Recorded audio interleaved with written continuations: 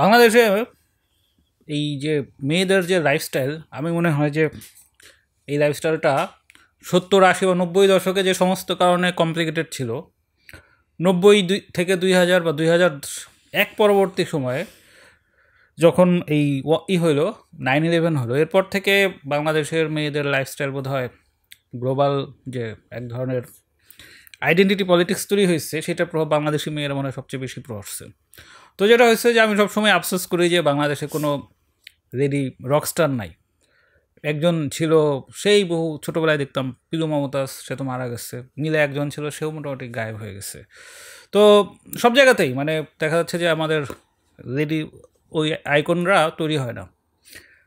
রুবেলের cinema ছোটোবেলায় পছন্দ করতাম। রুবেলের সিনেমা মানে বাংলা সিনেমা তো দেখেই, রুবেলের সিনেমা দেখতাম কারণ ফাইটিং ছিল। তো রুবেলের সাথে একজন নায়িকা ছিলেন মিশেলা, তিনি সম্ভবত বাংলাদেশের প্রথম কুমফু নায়িকা ছিলেন। সো মার্শাল আর্ট জানা নায়িকা বাংলাদেশে খুব বেশি ছিলেন না। তো মার্শাল আর্ট ইটসেলফ একটা ইন্টারেস্টিং জিনিস। তো এই যে বললাম যে লেডি আইকন তৈরি হয় না, আবার মার্শাল আর্টের মতো একটা জিনিস, এরকম একটা যখন কম্বিনেশন, তখন আমাকে জুবায়ের জ্যোতি নামে এক জুনিয়র ছিল, সে বহুদিন আগে বাবুলের সাথে আসছিল ফটোগ্রাফি বিষয়ে শো করার জন্য। উনি একজনের সন্ধান দিল, নাসিম আক্তার জুই, যিনি কারাতের সাথে বেশ অনেক দিন ধরে আছেন এবং কারাতে নিয়ে ওনার বেশ কিছু অ্যাচিভমেন্টও আছে এবং ওনার লাইফস্টাইলও বেশ আমার ভাষায় স্পার্কিং। তো যাই হোক, তো ওনাকে আমি আজকেই প্রথম দেখলাম, ওনার ব্যাপারে তেমন কিছু জানিও না, জ্যোতির মুখে যেটুকু শুনছি সেইটার রেফারেন্সে আজকে গল্প বসা। তো যথারীতি বাবুল রেশিওর গল্প শুরু হয় একটা জিনিস দিয়ে, বাট সেই গল্পের তো আসলে কোনো আইল থাকে না, সেটা শাখা প্রশাখা যোগ করে করে মেলা কিছু যোগ হয়। তো আজকের গল্পটাও সেরকম কিছু একটা হওয়ার কথা, দেখা যাক, যদি ব্যতিক্রম কিছু হয় সেটা তো অবশ্যই ভালো।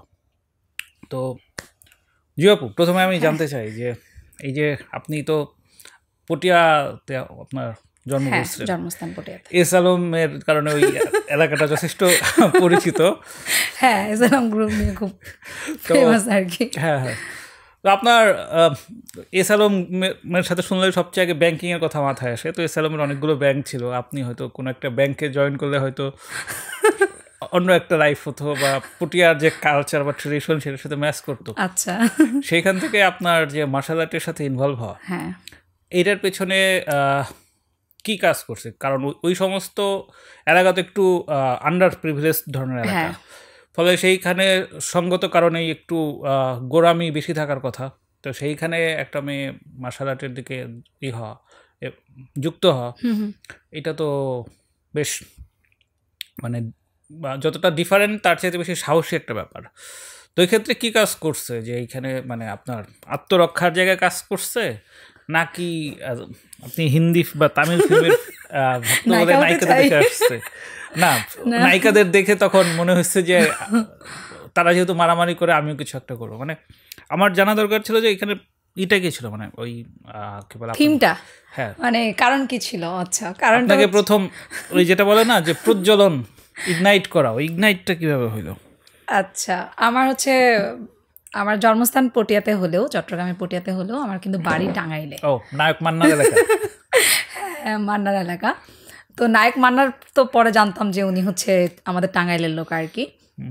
এর আগে তো আর জানতাম না, যখন উনি মানে মারা গেলেন তখন জানতে পারি আর কি। তো যেটা শুরু হলো যে আমরা গ্রামে হয় না ভিলেজ পলিটিক্স যেটা চলে আর কি, তো সেটার সম্মুখীন আমরা হয়েছিলাম আর কি। তো যেহেতু বাবা দেশের বাইরে থাকতেন, তো আমাদের টাঙ্গাইলে অতটা থাকা হতো না, তো ফ্যামিলিটিক্যাল কিছু প্রবলেমও ছিল। কারাতে আসছি হচ্ছে লাইক কী বলবো, এটাকে 2001-এ। তো সেটা হচ্ছে মায়ের উদ্যোগে। মা বলে যে তোকে মারামারি শিখতে হবে, মানে চিরাঙ্গা ভাষা যেটা, তোরা ক্যারাটে শিখাই সাইজুম, তুই ক্যারাটে শিখম পড়িব, কী হবে হইলে তোর যে তোর চাচি দাদিরা যারা ডিস্টার্ব করে তাদেরকে তুই মারতে পারবি। এই সুবাদে সে আমাদের এখানে একটা ক্লাব আছে যেখান থেকে আমি আসছি ব্ল্যাক বেল্ট নিয়ে। তো এটা হচ্ছে স্টার কাতাদো একাডেমি, পরিচিতই ছিল, আমার মামার খুব পরিচিত, জুয়েল ওসমানী সেন্সি। তো এখন সেন্সি বলে জানি, তখন তার উস্তাদ করতাম আর কি। তো সেই আম্মু বেসিক্যালি নিয়ে যায়, আম্মু আর হচ্ছে মামা মিলে। তো আম্মু বলে কি তোর, আমার ছোটো ভাইকে নিয়ে গেছিলো বেসিক্যালি। তো নিয়ে যাওয়ার পরে বলে কি ও কী করছে, ভয় পালায় চলে আসছে, আয় নো শিক্ষম, আয় ক্যারে নো শিক্ষম। তারপরে কি হলো, আমাকে নিয়ে গেল যে তোর শেখা লাগবে না, আমার ভাগ্নিকে নিয়ে যাব। তো পরে আম্মা নিয়ে গেল, আমাকে নিয়ে যাওয়ার পর ওখানে ভর্তি করে দিল। প্রথমে একটু ভয় ছিল, ভয় থাকার ওই যে ভিলেজ পলিটিক্স থেকে বেসিক্যালি আমাকে কারাতে আসা আর কি, যে আমাকে শক্তিশালী হইতে হবে, যে তোমার ভাই পারতেছে না, আমাকে একজন মেয়েকে অ্যাটলিস্ট মারামারি শিখতে হবে যেন আমি মারামারি করতে পারি। এটা হচ্ছে মূল থিম ছিল আমার মায়ের। এই থেকে এখন নেশা হয়ে গেল আর কি। এখন যদি বলতে যাই তাহলে আমি national champion and south Asian medallist, and এই তো চলছে হরহামেশাই টিমগুলো। আর এখন কোচ হিসেবে কাজ করতেছি। আপনি কি তাহলে খেলা থেকে রিটায়ার করে ফেলছেন? রিটায়ারমেন্ট যদি বলি, আমি এই বছর 2025-এ আমার লাস্ট খেলা ছিল, তো আমি রিটায়ারমেন্টে গেছি এবং ডিক্লারেশন দিয়ে গেছে আর কি। এটা একটা নিউজ হয়েছে ভিটিভিতে, এই আর কি কিছু পেপার পত্রিকা আসছে। আপনার বয়স তো খুব বেশি না, 33, 34, 35 হবে, এত অল্প বয়সে রিটায়ারমেন্ট কেন? না, রিটায়ারমেন্ট ওটা বলা যাবে না। রিটায়ারমেন্ট বলতে আমি খেলবো না, বাট আমি কোচেস যে লাইনটা সেটা ছাড়বো না। আমি রেফারি করতে পারি, যেহেতু সুবিধা আছে এখন। রেফারি করার জন্য একজন দক্ষ লোক দরকার, যেহেতু আমি একজন কারাতেকা এবং অনেক বছর ধরে খেলছি। আমি কিন্তু 2005 থেকে ন্যাশনাল টিমে ছিলাম 2019 পর্যন্ত। পরে আমি আর ওভাবে গেম করা হয় নাই। আর এবার হচ্ছে 8 বছর পরেই আমি ম্যাটে নামি। হ্যাঁ, 2018 সালে একবার নেমেছিলাম, বাট যে ইভেন্টটা করেছে এবার 8 বছর পরে গিয়ে আমি ইভেন্টটা করি।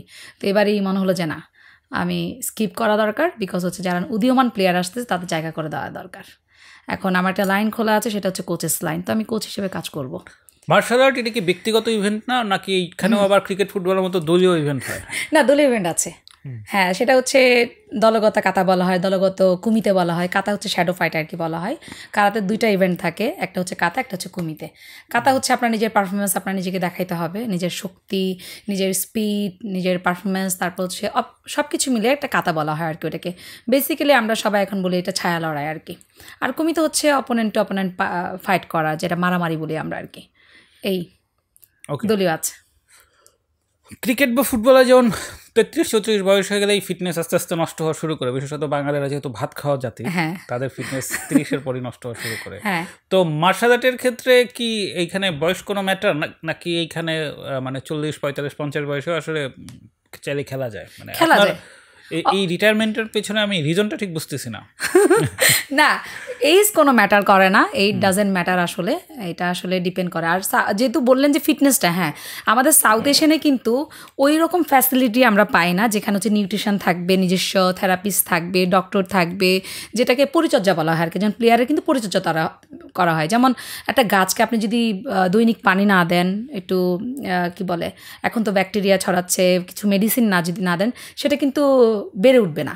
এবং সেটা দিন শেষে দেখা গেল যে কয়েকদিন হয়তো বা সে নিজে নিজে প্রাকৃতিক কিছু নিল, এরপরে কিন্তু সে ধ্বংস হয়ে গেল। সেম সাউথ এশিয়ান এটা হয়, বেসিক্যালি সাউথ এশিয়ানের কথা বলছি আমি। তো এটা হয়। আর যেখানে বয়স ডেফিনেটলি ডাজেন্ট ম্যাটার, কিন্তু হচ্ছে কি ভালো কোচও দরকার আছে। এখন যারা নতুন আসতেছে তারা বলে কি যে আপনি কতদিন খেলবেন, আর কেন আপনি কোচ হিসেবে কাজ করতেছেন না? আপনার কোচেস লাইন তো অনেক ভালো, আপনি নিজে ভালো একজন প্লেয়ার ছিলেন, এবং আপনি যখন ট্রেনিং করেন, আমি ট্রেনিং করাই অনেক আগে থেকেই, তো এই লাইনটা অনেক ভালো, আপনি এখানে যেতে পারেন। তো অনেকে আবার সিনিয়র যারা বলেন যে তুমি রেফারি করতে পারো, তোমার ভোকালটা অনেক সুন্দর, কেন তুমি কারাতে এতদিন খেলবা, তুমি নতুনদেরকে জায়গা দাও, তোমার জায়গা কতদিন আর ধরে রাখবা, এই আর কি। আচ্ছা, আমি যদি একটু এই করি, মানে কি বলেন, ডায়াগোনালি জিনিসটা দেখি, ডায়াগোনালি যদি দেখি, যে আমার যতদূর ধারণা কারাটে বা এই ধরনের খেলা বাংলাদেশে তো টাকা পয়সা খুব আহামরি না, কিন্তু কোচ হইলে অ্যাটলিস্ট কিছু ছেলে পেলেকে শেখানো গেলে সেখান থেকে আর্নিং এর একটা ব্যাপার আছে। ফলে আপনার এই ক্ষেত্রে কি এই যে আর্লি রিটায়ারমেন্টের পেছনে কি ইকোনমিক ব্যাপারটা কি কোনোভাবে ফ্যাক্টর ছিল? ইকোনমি ব্যাপারটা আসলে সামহাও চলে আসে আসলে এটা। তো আমি যেহেতু একটা ডিফেন্স টিমে কাজ করি, আমি প্লেয়ার হিসেবে কাজ করি বাংলাদেশ আনসারে। এখন ওখানকার 2019 সাল থেকে আমি অ্যাসিস্ট্যান্ট কোচ হিসেবে কাজ করছিলাম আর কি। তো এইভাবেই চলতেছিল আমার। এই যদি বলি এটাকে কি বলা যায়, ইকোনমি হচ্ছে লাইক এটা একটা ফ্যাক্ট, বাট এটা না যে আপনি শিখিয়ে টাকাটা নেবেন। আপনি যেমন সাউথ এশিয়ানে বা আমাদের বাংলাদেশে যেটা হয় প্রেক্ষাপটে, যে আপনার টাকা নাই কিন্তু স্পোর্টসে। আর ক্রিকেট ফুটবল ছাড়া, ফুটবল তো একটু এখন ফেমাস হয়েছে, মাঝখানে ডাউন হয়ে গেছিলো, হকিটা মোটামুটি একটু জায়গায় ছিল, বাট কারাতে যদি 10% পেত, আজকে কারাতের কি বলে ওয়ার্ল্ড ওয়াইড নাম থাকতো বাংলাদেশে একদম এখানে। বাংলাদেশের প্রতিভা আছে, কিন্তু প্রতিভাকে আমরা কাজে লাগাতে পারি না, এটা একটা ফ্যাক্ট। আরেকটা ফ্যাক্ট হচ্ছে ফাইন্যান্স কিন্তু সাপোর্ট দেয় না। এখন যেটা দিচ্ছে বাংলাদেশ আনসার অনেক আগে থেকে দিয়ে আসছে, খেলার জগতে বাংলাদেশ আনসারের নাম কিন্তু অনেক, আপনি যদি শুনে থাকেন আর কি। তো এরপর হচ্ছে 2013 সালে বাংলাদেশে আপনার আর্মি টিমে নেওয়া শুরু করলো মেয়ে। এর আগে কখনোই মেয়ে ইভেন্ট কখনো ছিল না আর্মি টিমে। এরপর বিজিবি নেওয়া শুরু করলো, পুলিশ টিম এখনই করছে, কাজ করতেছে। তো ফাইন্যান্সিয়াল ওদিকেই দিচ্ছে, বাট পুরোপুরি যে পাচ্ছে তা কিন্তু না। আপনি যদি ঢাকা শহরে থাকতে যান, রেন্ট অনেক বেশি, খাবার দাবার কস্টিং অনেক বেশি। আপনি যদি বাচ্চা কাচ্চা লালন পালন করতে ভালো স্কুলে যদি দিতে চান, তখন কিন্তু অনেক মানে কি বলে এটাকে, টাকার দরকার আছে আসলে। তো কোচেস লাইনে গেলে যে টাকা পাবো এরকম না আসলে, কিন্তু হয় না যে আর খেলেছি এখন কোচেস লাইনে যাওয়া উচিত এবং আমার কাছ থেকে যদি ভালো কিছু পাওয়া যায় আর কি। এই আমাদের জাতীয় দলে একজন ক্রিকেটার আছে ইবাদত হোসেন, সে সম্ভবত ইয়েতে কি বল এয়ারফোর্সে জব করে, সেটা প্লেয়ার কোটায় করতেছিল। তো আপনার যে আনসারে আপনার যে নিয়োগটা, এটাও কি প্লেয়ার কোটায়? প্লেয়ারেই আছে, হ্যাঁ প্লেয়ারেই। তারপর আমাদের হচ্ছে না যে সরকারিভাবে কিছু পোস্টিং টোস্টিং থাকে এরকম আর কি, বাট আমাদেরকে প্লেয়ারে, আমাদের কোনো অফিস ওইরকম না যে অফিস ডিউটি করতে হয় এরকম না। আমাদের খেলার সময় আমরা প্র্যাকটিস করি সকাল বিকাল 2 বেলা, এই আর আমাদের এটাই হচ্ছে কাজ আর কি।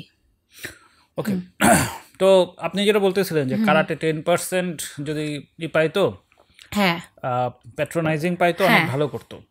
ক্রিকেট বা ফুটবলেও তো সরকারি প্যাট্রোনাইজিংয়ের চাইতে এগুলোর দর্শক আছে, এই জন্য এগুলোতে স্পন্সর বাড়ে। হ্যাঁ, তো কারাটেতে যদি হয় মানে কি বলে দর্শক আসতে চায়, সেটার সাথে তো আসলে সাফল্য থাকতে হয়।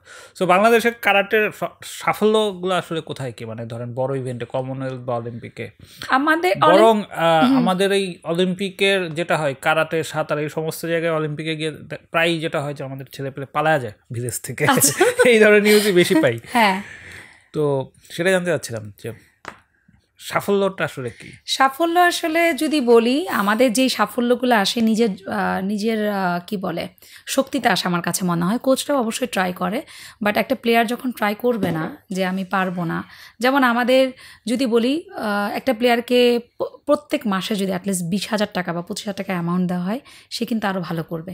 আর রেজাল্টের কথা যদি বলেন, আমাদের অলিম্পিকে যুক্ত হয়েছে 2020 সালে কারাতে ইভেন্টটা, বেসিক্যালি যুক্ত হয়েছে 20 সালে। এশিয়ান গেমসে ছিল, কমনওয়েলথে ছিল। এরপরে হচ্ছে আমাদের রেজাল্ট বেশি আসছে হচ্ছে সাউথ এশিয়ান গেমসে, যেটা হচ্ছে সার্কভুক্ত কান্ট্রিতে যেটা হয়। যেমন যদি বলি 2019-এ আমাদের রেজাল্ট ছিল মেয়েদের বেশি, কিন্তু 2টা গোল কিন্তু মেয়েদের আসছে। যদি নাম বলি, হুমায়রা আক্তার অন্তরা দিয়ে গোল্ড আসছে, তারপর মার্জান আক্তার পিআই গোল পেয়েছে, তারপর হচ্ছে আলামিন পেয়েছে, ওই ছেলেই ছিল। বাট অধিকাংশ কিন্তু মেয়েদের আসে, মেয়েরা কিন্তু অনেকখানি আগে। মেয়েদের ফুটবলও তো মাঝখানে দেখলাম অনেক কিছু জিতলো। হ্যাঁ, তো মেয়েদের আসলে সাপোর্ট দরকার। ছেলেদের তো অবশ্যই শক্তি আছে, তাদের হয়তো ইনকাম সোর্স আলাদা থাকে। মেয়েরা দেখা গেল যে বিয়ের পরে করাটা অনেক ডিফিকাল্ট হয়ে দাঁড়ায়। আপনি রেজাল্টের যদি বলেন, সাউথ এশিয়ানের সংখ্যা বেশি, এফোর্ট পাচ্ছি না। এফোর্ট পেলে হয়তো বা আরেকটু এফোর্ট দেওয়া যেত। এফোর্ট হতে পারে সেটা মেন্টালি, সেটা হতে পারে ফাইন্যান্সিয়াল সাপোর্ট। এইসব সাপোর্ট যদি পায় একটা মেয়ে বা একটা ছেলে, তাহলে অনেকখানি রেজাল্ট। আর পালিয়ে যাওয়ার যেটা বলছেন, আসলে দিন শেষে হয় কি, আমরা ভালো থাকতে চাই। এখন আমরা এদিকে যেমন প্লেয়ারদের ভিসা পাওয়া অনেক ইজি, এটা তো সবাই জানে আমার কাছে মনে হয় যেটা। তো এটা হয় কি যে সুন্দর জীবনে আসে, অনেকে পালিয়ে যায়। তবে এটা ভুল, ডেফিনেটলি এটাকে আমি কখনোই সাপোর্ট করি না। যেহেতু আমি নিজেও দেশের বাইরে খেলতে যাই, সরকারি টাকাতেও খেলতে গেছি, নিজের টাকা দিয়েও খেলতে যাই এখনও এরকম। তো দেখা গেল যে আমার কাছে মনে হয় না যে সরকারি টাকা দিয়ে পালিয়ে যাওয়াটা এটা মানে কি বলে সুখকর। কারণ একটা প্লেয়ার পালিয়ে যাওয়ার কারণে আরেকটা প্লেয়ার কিন্তু ধ্বংসের দিকে যাচ্ছে, আর দেশ ও জাতি সেটাকে সাপোর্ট করে না। সরকারও তখন কোয়েশ্চেন করে যে আপনার ফেডারেশন, সরকার তো সব ফেডারেশনই করে, অলিম্পিক তখন কোয়েশ্চেন করে যে আপনার প্লেয়ার তো পালিয়ে যাচ্ছে, তাহলে কেন আপনাকে আমি আপনার প্লেয়ারের খরচটা দিব। এটা তখন হয় না আসলে। একটা প্লেয়ার কিন্তু তখন, যারা ভালো প্লেয়ার, যে না আমি থাকবো না, আমি দেশে থাকবো না, আমি দেশের জন্য অর্জন করতে আসছি, তখন এখান থেকেও অনেকে ব্যর্থ হয়ে যায় আর কি। এই হচ্ছে অবস্থা। ওকে, তো আপনি যেটা শুরু করলেন হচ্ছে আপনার ইয়েতে কি বলে অধিকার আদায়ের জন্য আত্মীয় স্বজনের সাথে ফাইট দিবেন সেই জায়গা থেকে। তো এই রকম পারপাসে হয়তো অনেকেই ছোটবেলায় অনেক কিছু শুরু করে, কিন্তু সেই পারপাস তো সেটা একটা সময় গিয়ে আর ধরে থাকে না। তো আপনি সেখান থেকে দেশের একজন নামকরা কারাতে প্লেয়ার হইলেন, আলহামদুলিল্লাহ। তো ঠিক কি কারণে আপনি থেকে গেলেন? কোথায় থেকে গেলাম? মানে কারাতে আপনি তো কিছুদিন শেখার পর আর কন্টিনিউ নাও করতে পারতেন। আপনি 20 বছর ধরে তো এটার সাথে লেগেছিলেন। হ্যাঁ, তো আমার আমি জানতে চাচ্ছি যে আপনি যখন একটা স্টেজে আসছেন তারপর থেকে যার একটা মোটিভেশন না হয় বোঝা গেল যে ওইখান থেকে রিকগনিশন আসছে, অ্যাচিভমেন্ট আসছে, থেকে গেলাম। হ্যাঁ কিন্তু তার আগের জার্নি যে হ্যাঁ আমি হয়তো 6 মাস 1 বছর ট্রেনিং নিলাম, আমি তো শিখছি, হ্যাঁ আর কি দরকার আছে? তো ওই যে 6 মাস 1 বছরের পরও যে আপনি আরো লেগে থাকলেন, হ্যাঁ সেটার পিছনে আসলে কারণ কি? এইটা যদি বেসিক্যালি বলি, যখন আমি গেছি তখন কিন্তু অনেক ভয়ে ছিলাম যে কি হবে না হবে, কি মারামারি শিখবো না শিখবো। তো প্রথম একদিন গেলাম, শুক্রবার ছিল ওই দিন, প্র্যাকটিস করে দেখি যে আমার সন্ধ্যাবেলা রাতের বেলা খুবই বডি ব্যথা করে, যে আমি কারাতে করবোই না। পরে বলবো যে না, যাই আরেকবার যাই, মা এত কষ্ট করে ভর্তি করে দিয়েছে, যদি মারামারি না শিখি তাহলে তো হয়তো মায় আমাকে মারবে আর কি। তো সেই সুবাদে যাওয়া শুরু হলো। তো এরপরে যখন ক্লাস নিই তখন আমাদের টিচার মোটিভেশনাল কথা বলে, যেটা বলে যে অমুক এইটা খেলে ন্যাশনাল অ্যাওয়ার্ড পাই, পেপার পত্রিকায় খবর আসে। তাই নাকি? কারাতে করলে কি পেপার পত্রিকায় খবর আসে ক্রিকেটের মতো? এইটা মাথায় ধরা শুরু করলো আর কি, যে এটা করলে এটা পাওয়া যায় ঢাকা সিটি বা অন্যান্য জায়গায়। আমার প্রথম এমনি ঢাকায় আসা যাওয়া ছিল, যেহেতু আমার বাড়ি টাঙ্গাইলে, তো ঢাকার উপর দিয়ে আমাকে যেতে হতো। তো ঢাকায় সায়দাবাদ নেমে বা ফকিরাপুর নেমে আমাদের বাস কিন্তু শিফট করা লাগতো ছোটোবেলায় তখন। তো এতটা চিনতাম না যে ঢাকা কীরকম, কিন্তু ওই যে সিনেমাতে দেখে, নাটকে দেখে কিনা মনে করছি ঢাকা শহর আইসা আমার পরাণ জোড়া এলো, এরকম আর কি। তো যখন ঢাকায় খেলার কথা শুনলাম তখন ইচ্ছাশক্তিটা আরও বেড়ে গেল, যে না, খেলারও সুযোগ আছে, এটা মারামারি না তাইলে, এই আর কি চিন্তাধারা থেকে আসলো। পরে আমি চট্টগ্রামে আসলাম সিটিতে, বেসিক্যালি পটিয়াতে উপজেলায়। তো সিটিতে যখন আসি তখন ওখানে আরেকটু দেখলাম যে না, আমি যেখানে অবস্থান করছি সেখান থেকে আরও বেশি এখানে ভালো ভালো প্লেয়াররা, ভালো ভালো মানে ভালো ভালো ফ্যামিলির এরা আসতেছে কারাতে করার জন্য। তাহলে কারাতের মধ্যে মনে হয় কিছু একটা আছে। এই বিভিন্ন সেমিনারে জয়েন করা শুরু করলাম আমি আমার টিচারের মাধ্যম দিয়ে। তো আমাদের জায়গা থেকে যখন একজন টিচার আসেন, কিতামুরা শিহান, উনি জায়গার আন্ডারে এসেছিলেন। তো 3 মাস একটা ট্রেনিং পিরিয়ড ছিল, সেটা চট্টগ্রামে জেলা ক্রীড়া সংস্থাতে। তো ওই অধীনে যখন আমি ট্রেনিং করা শুরু করি তখন থেকে একটু নেশা হলো, না জাপানিদের সাথেও পরিচয় হওয়া যায়। আমার কিন্তু বিদেশে যাওয়ার একটা ছিল, মানে বিদেশে বিয়ে করবো আমি, যদি কখনো করে বিদেশে বিয়ে করবো আর বিদেশ যাবো, আমি বিদেশ ঘুরবো। তো যখন জাপানিজকে দেখি তখন আর একটু নেশাটা বাড়তে লাগলো। তো নেশা বাড়তে বাড়তে এখন এমন অবস্থা, ঢাকায় যখন আমি খেলতে আসি তখন আরও নেশা বাড়তে থাকলো, যে না, কিছু একটা আছে হয়তো এটার মধ্যে, দেখি না, একটু যেয়ে দেখি না। মা তো মারামারির জন্য দিছি, কিন্তু মারামারি দিলেও আমি কিন্তু কখনো মারামারি করিনি এরপরে। হ্যাঁ, মারামারি করেছি, এর আগে হচ্ছে আমি খুব ডান পিটে ছিলাম, কেউ একটা অন্যায় করছে পিটায় লাল করে দিতাম, এমন অবস্থা আর কি। কিন্তু কারাতে শিকার পরে না, 10 বার বুঝাই তারপরে গিয়ে মারি, যে বুঝিস নাই, ঠিক আছে, মারামারি শুরু করছে, এরকম গেছে। তো এই তো নেশা এখন। ওকে, সো আপনি যখন শুরু করলেন ওইখানে কি মানে অনেক মেয়ে আপনার সাথে ওইখানে শিখতো, নাকি আপনার মূলত ছেলেদের সাথেই শিখতে হতো? ছেলেদের সাথেই শিখতে হয়েছে আমাকে। তো পরে একটা স্কুলের সাথে আমার টিচার কথা বলেন, তখন হচ্ছে প্রায় 50 থেকে 60 জন মেয়ে আসে। তাও আমি যদি বলি, আমার তখন 1 বছর শেষের দিকে, তখন মানে কারাতে আমি 2001-এ আসছি, 2002-এর কাছাকাছি সময় কিছু মেয়ে আসা শুরু করলো। তো ওই মেয়েরা থাকা অবস্থায় প্রায় 60-70 জন মেয়েরা তখন আসে। এছাড়া এর আগে ছেলেদের সাথে প্র্যাকটিস করছি। তো চট্টগ্রামেই নাকি? পটিয়াতে, জি, চট্টগ্রামে। ওকে, তো চট্টগ্রামে তো এমনিতেই মাজার টাজার অনেক বেশি, ওখানের মানুষের মধ্যে তো এমনিতে একটু ধর্মীয় গাম্ভীর্য ভাবধারা একটু বেশি, ফলে এই মেয়েরা এরকম ছেলেদের সাথে মার্শাল আর্ট শিখতেছে, এটা নিয়ে মুরব্বীরা কোনো গ্যাঞ্জাম করে নাই? গ্যাঞ্জাম বলতে আমি যেমন আমরা এখনো দেখি যে মেয়েরা যখন ফুটবল খেলে লোকজন বন্ধ করে দেয়, হামলা করে, তাদেরকে একঘরে করে, নানা ধরনের গল্প তো হয়। তো সেখানে আপনি এরকম একটা মাসল পাওয়ার টাইপ একটা গেমে খেলতে গেছেন, সেটা নিয়ে মুরব্বীদের তো নিশ্চয়ই খারাপ লাগার কথা। না, খারাপ লেগেছে, হ্যাঁ, ওরে বাবা, সেটা যেমন আমার ঘরে আমি হচ্ছে, আমরা 91 ফ্যামিলি বলা যায়, মামা মামি সবার একসাথেই আমরা থাকতাম আর কি, বড় হয়েছে ওভাবেই।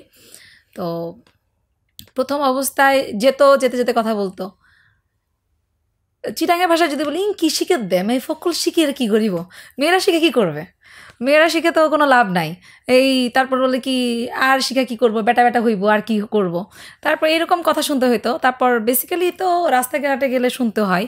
এরপর আমার মাকে বেশি কথা শুনতে হচ্ছে, যে মায়ারে কি শিখাইতেছে, বেটা বানাইতেছে, জীবন ধ্বংস করতেছে, মেয়ের লাইফ নাই, মেয়ে রাখবো না, এটা কি পুরুষ বানাইবো কিনা, এরকম একটা ইয়া ছিল আর কি।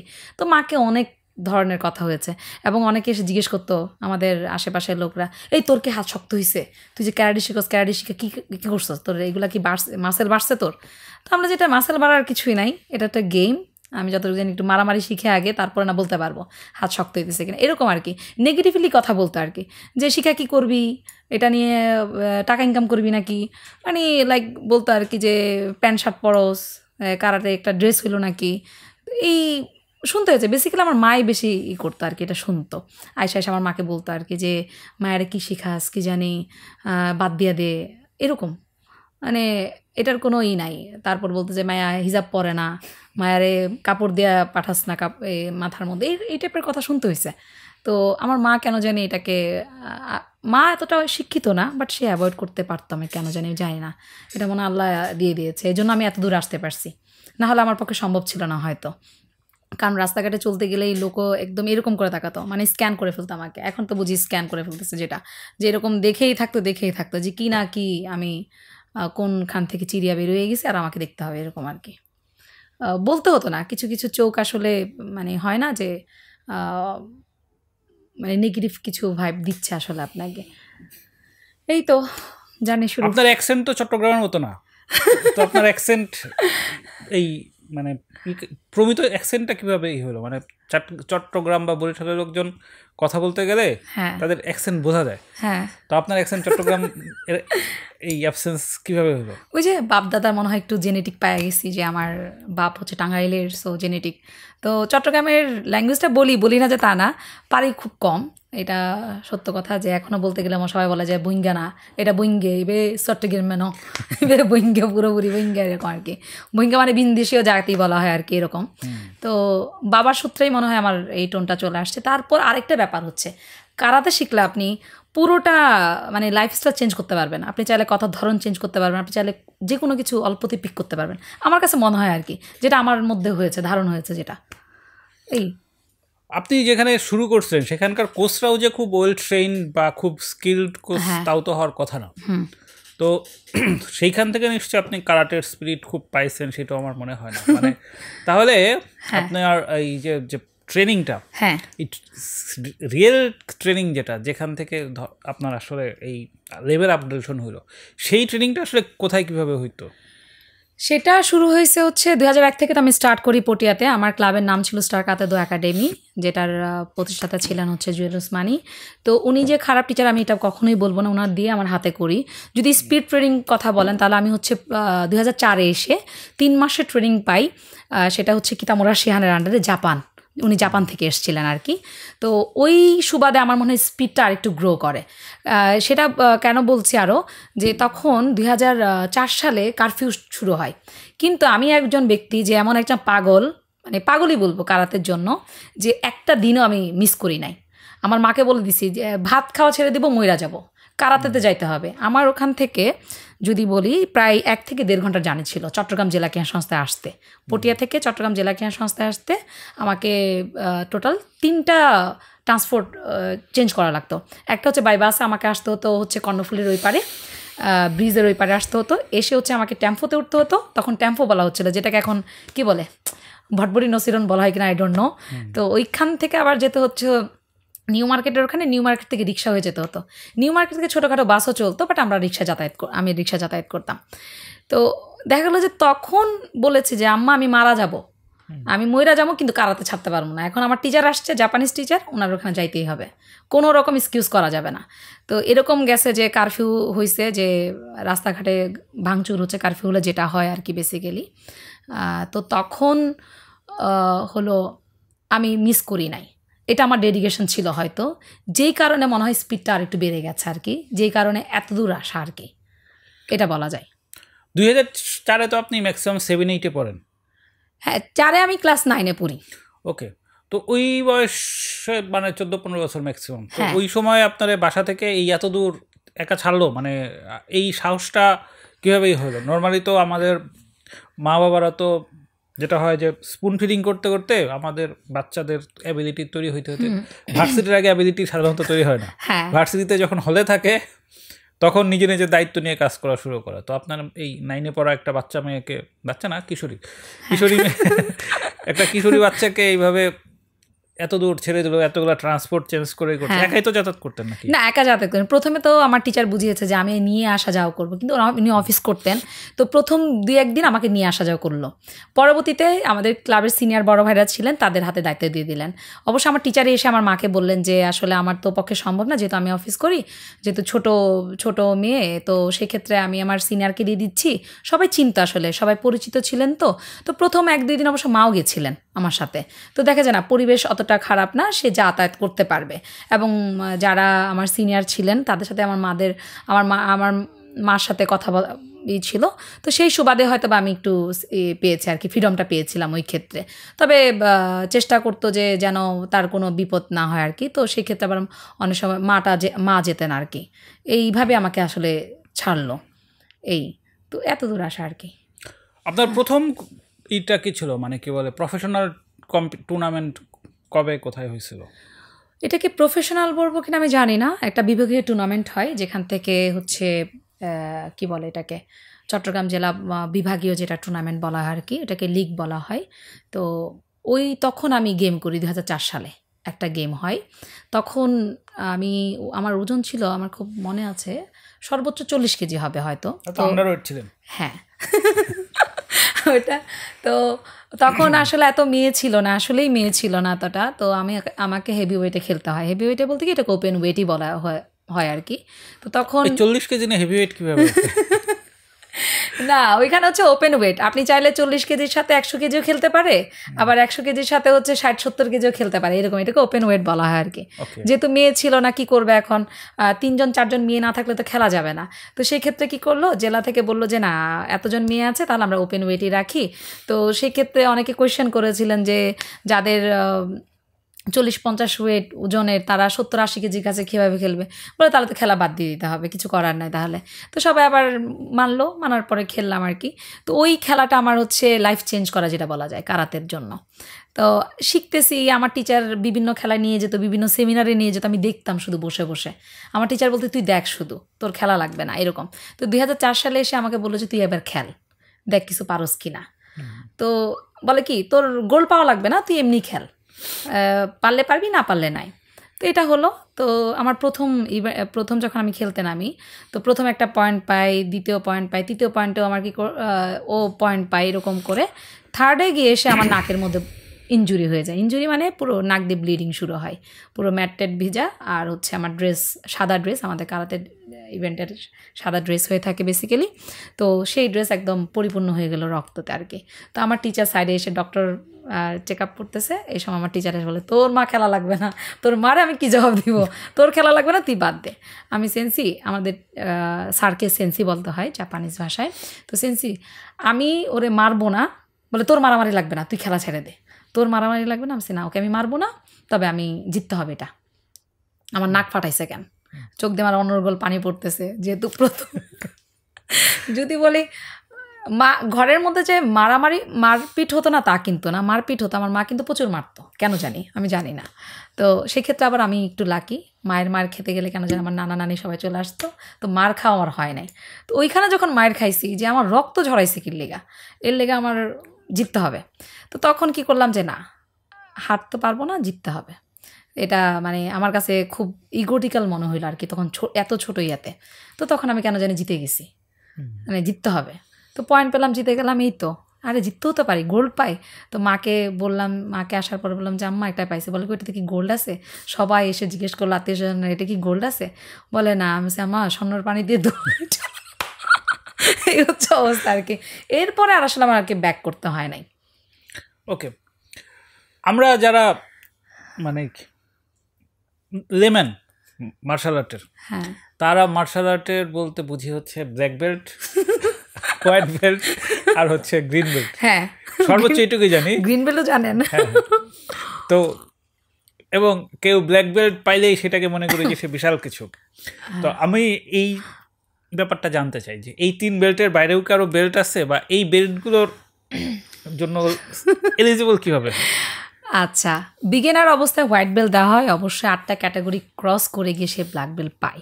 প্রথমে আপনি যখন এডমিশন নেবেন তখন থাকবেন আপনি হোয়াইটে, তারপর পর্যায়ক্রমে চলতে থাকে। আপনি যে গ্রিন বেল্টের কথা বলেন, এটা কিন্তু আমাদের 3rd বেল্টে গিয়ে ব্ল্যাক বেল্ট তো হচ্ছে পরে। হ্যাঁ, সেই ক্ষেত্রে আপনাকে হোয়াইট ক্রস করতে হবে, ইয়েলো ক্রস করতে হবে, অরেঞ্জ ক্রস করতে হবে, গ্রিন ক্রস করতে হবে, পার্পল ক্রস করতে হবে, দেন হচ্ছে আপনাকে ব্লু ক্রস করতে হবে।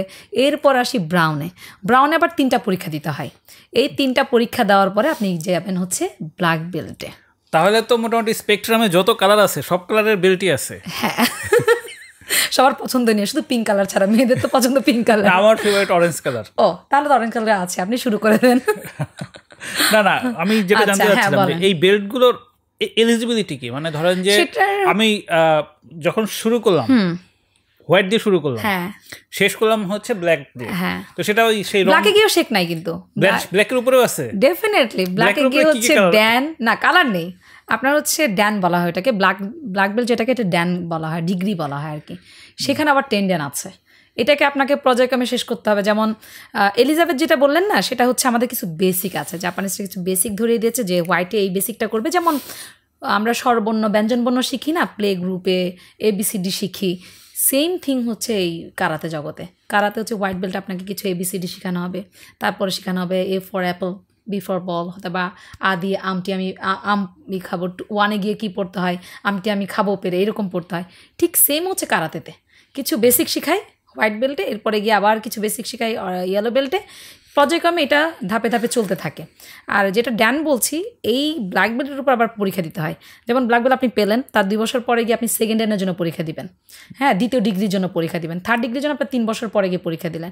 এই পর্যায়ক্রমে চলতে থাকে 10 ড্যান পর্যন্ত। আচ্ছা, মানে ড্যানের পরে কি 10 ড্যান? ডেন বলা, ডেনকে first dan, second dan, third dan, fourth dan, এভাবে করে 10 ড্যান আছে আর কি। 10 ড্যান, 9 ড্যান যারা, 7 or 8 ড্যান যারা পায় তাদেরকে গ্র্যান্ড মাস্টার উপাধি দেওয়া হয় আর কি। আপনি কোন লেভেল পর্যন্ত থেকে রিটায়ারমেন্টে গেছেন? রিটায়ারমেন্টে বলা যাবে না, আমি হচ্ছে এখন 4th ড্যান। আর এই তো হয়তো স্বাভাবিক হয়তো পরীক্ষা দিলে, আমার যেহেতু স্পোর্টসে ফোকাস ছিল, তো আমার পরীক্ষাটা ডাজেন্ট ম্যাটার ছিল যে পরীক্ষা দিয়ে আমাকে গ্রেডিং করতে হবে, তো গ্র্যাজুয়েশন করতে হবে, এরকম না। তো আমার খেলার দিকে ফোকাস ছিল বিধায় আমি এখন 4th ড্যানে আছি। এই হচ্ছে অবস্থা। এইগুলো কারা দেয়? মানে ধরেন যে আমি অরেঞ্জ বেল্ট পাইছি, এটা কারা দিবে? আপনি যে ক্লাবে প্রশিক্ষণ নিচ্ছেন সেই ক্লাব থেকে আসলে এগুলো প্রোভাইড করা হয়। এটার জন্য কি ওদের ওই লাইসেন্সিং এর পাওয়ার দেওয়া থাকে, না কিভাবে এটা হয়? ক্লাবের যেমন আমি যদি ইয়ের কথা ধরি, মানে ইঞ্জিনিয়ারিং এর কথা ধরি, আমার কোনো একটা ইঞ্জিনিয়ারিং ইউনিভার্সিটিতে আন্ডারে পড়তে হবে, ওরা আমাকে একটা সার্টিফিকেশন দেবে, তো সেই ভার্সিটিটার আবার গভর্নমেন্টের অনুমোদন থাকতে হবে। এখন আপনার যে ক্লাব, সেই ক্লাবে তো নিশ্চয়ই কোনো না কোনো মানে ফেডারেশন বা কোনো কিছুর একটা অধীনে থাকার কথা। সেই ফেডারেশন আবার হয়তো গ্লোবাল কোনো এর সাথে যুক্ত, আদারওয়াইজ তো না, সম্ভব এটা হওয়ার কথা না। তো ওটাই করতেছিলাম যে বেল্টগুলো কারা কিভাবে দেয়। আচ্ছা, প্রথম হচ্ছে 64টা জেলা হচ্ছে কারাতে ফেডারেশনের সাথে সম্পৃক্ত। তো কারাতে ফেডারেশন আবার জেলার সাথে সম্পৃক্ত। জেলা বেসিক্যালি হচ্ছে ক্লাব নিবন্ধন দেয় আর কি, যে প্রতিটা জেলার কিন্তু আন্ডারে প্রায়, আপনি যদি বলি আমার চট্টগ্রামে অনেকগুলা ক্লাব আছে, আমার পটিয়াতে যদি ধরি প্রায় 4-5টার উপরে, এখন জানি না অনেক হয়েছে কিনা, বাট তখনকার সময়ে মাত্র 2-3-4টা ক্লাব ছিল এরকম আর কি। তো এটা জেলা নিবন্ধন দিয়ে থাকে আর কি। তো জেলা থেকে তারা পারমিশন নেয়, তারা ওভাবে ক্লাসগুলো করায় আর কি। ওকে, হ্যাঁ। তো আপনি যখন এই পাইলেন, এই অরেঞ্জ বেল্টটা কোথায় পাইছিলেন? এটা আমার কি বলে, আমার ব্ল্যাক বেল্ট নেওয়া পর্যন্ত আমি পটিয়াতেই ছিলাম, স্টার কারাতে দো একাডেমিতেই। ওখান থেকে আমার ব্ল্যাক বেল্ট অর্জন করা। ওকে, তো ব্ল্যাক বেল্ট হলে তখন আসলে কী কী স্কিল তৈরি হয়, যেটা এই অরেঞ্জ বেল্ট বা গ্রিন বেল্টের থাকে না? ওই যে পড়ালেখার মতোই বললাম, যেটা হচ্ছে আপনি ক শিখতে হয়তো বা কিছু আছে না গড গিফটেডের মতো, যে আমাদের কি বলবো, অনেক ছোট ছোট বয়সে অনেক সায়েন্টিস্ট হয়ে গেছে। এটা হচ্ছে কি বলে, আমার মনে হয় যে স্বয়ং আল্লাহ তার মেধা দিয়ে দিয়েছে এরকম আর কি। তো কারাতে যদি বলি অরেঞ্জ বেল্ট পাওয়ার পর বা ব্ল্যাক বেল্টের সেখানে যদি বলি, কখন না শিখে তো আপনি বর্ণ একত্র করতে পারবেন না। সেম থিং হচ্ছে আপনার ওই ব্ল্যাক বেল্টটা, আপনি যখন পারছেন যে এসএসসি পাস বলি না, এসএসসি পাসের জন্য যা লাগে সেম থিং হচ্ছে আপনার ব্ল্যাক বেল্টের জন্য লাগে। ওকে, আমরা যখন চাইনিজ বিভিন্ন মার্শাল আর্টের ফিল্ম দেখি বা জাপানিজ মার্শাল আর্টের ফিল্ম দেখি, সেখানে দেখি যে সে কোনো একটা চামচের দিকে তাকায়, চামচ বাঁকায় ফেলছে, তারপরে আগুন নিভে ফেলছে। তো এটা কি মার্শাল আর্ট দিয়ে আসলে সম্ভব এগুলো, নাকি এটা একটু ফ্যান্টাসি? কিছুটা ফ্যান্টাসি, কিছুটা না ফ্যান্টাসি বলবো। হয়তো বা যারা কি বলে ওই যে বললাম না, যদি আল্লাহ কিছু ওই কি বলে এটাকে কি বলবো আমি, মানে আল্লাহ যদি স্বয়ং কিছু দিয়ে দেয় তখন হয়তো বা সম্ভব, বাট এটা দিয়ে সম্ভব না আসলে। আর যদি জাদুর দুনিয়ায় যদি আমরা বসবাস করি আর কি, তাহলে হয়তো বা কাজ করবে, আদারওয়াইজ সম্ভব না। ওকে, আপনি কি ওস্তাদ জাহাঙ্গীর আলমের কোনো সিনেমা দেখছেন? অনেক দেখেছি। আমার মামা তো বিচ্ছু ভাই না আমাকে অনেকবার দেখাইছে, রুবেলের বিশেষ করে, জাহাঙ্গীর আলম তো না, এর আগে অনেকগুলো দেখেছি। মুভির নাম আমার সময় মনে রাখতে পারি না। হ্যাঁ দেখেছি আমি। বজ্রমুষ্টি একটা সিনেমা আছে, ওটা কি দেখছেন আপনি? হ্যাঁ। তো বজ্রমুষ্টির যে কনসেপ্টটা, ওইটা কি মার্শাল আর্টে আসলেই সম্ভব? আসলে সম্ভব না, আমি জানি না আসলে সম্ভব কিনা, বাট এটা আসলে ফিল্মের জন্য তৈরি করা, তো কিছু আর্টিফিশিয়াল তো থাকে, এন্টারটেনমেন্ট থাকবে। ফিল্ম মানে তো এন্টারটেনমেন্ট না পেলে আপনি সিনেমা জগতে যাবেন, মানে সিনেমা দেখবেন কেন, সিনেমা হলে যাবেন কেন, এত ভুরি ভুরি টাকা কিভাবে আসবে? আমি রিসেন্টলি ইনসাফ সিনেমাটা দেখলাম, তো ইনসাফ সিনেমার রিভিউ দেখতে গিয়ে আমি দেখতেছিলাম যে তাসনিয়া ফারিন যে অ্যাকশনগুলো করছে, মনে হইতেছিল যে কোনো 9-10 বছরের বাচ্চাকে বড়দের সাথে খেলতে নামানো হয়েছে। তো আপনি তো এই ফিল্মে ওরকম অ্যাকশন ডিরেকশন দিতে পারতেন, মানে আপনার সাথে ওরকম কেউ যোগাযোগ করেনি? মানে তাসনিয়া ফারিন আপনার সাথে 1 মাস ক্লাস করলেই তো সে অনেক ভালো অ্যাকশন দিতে পারতো।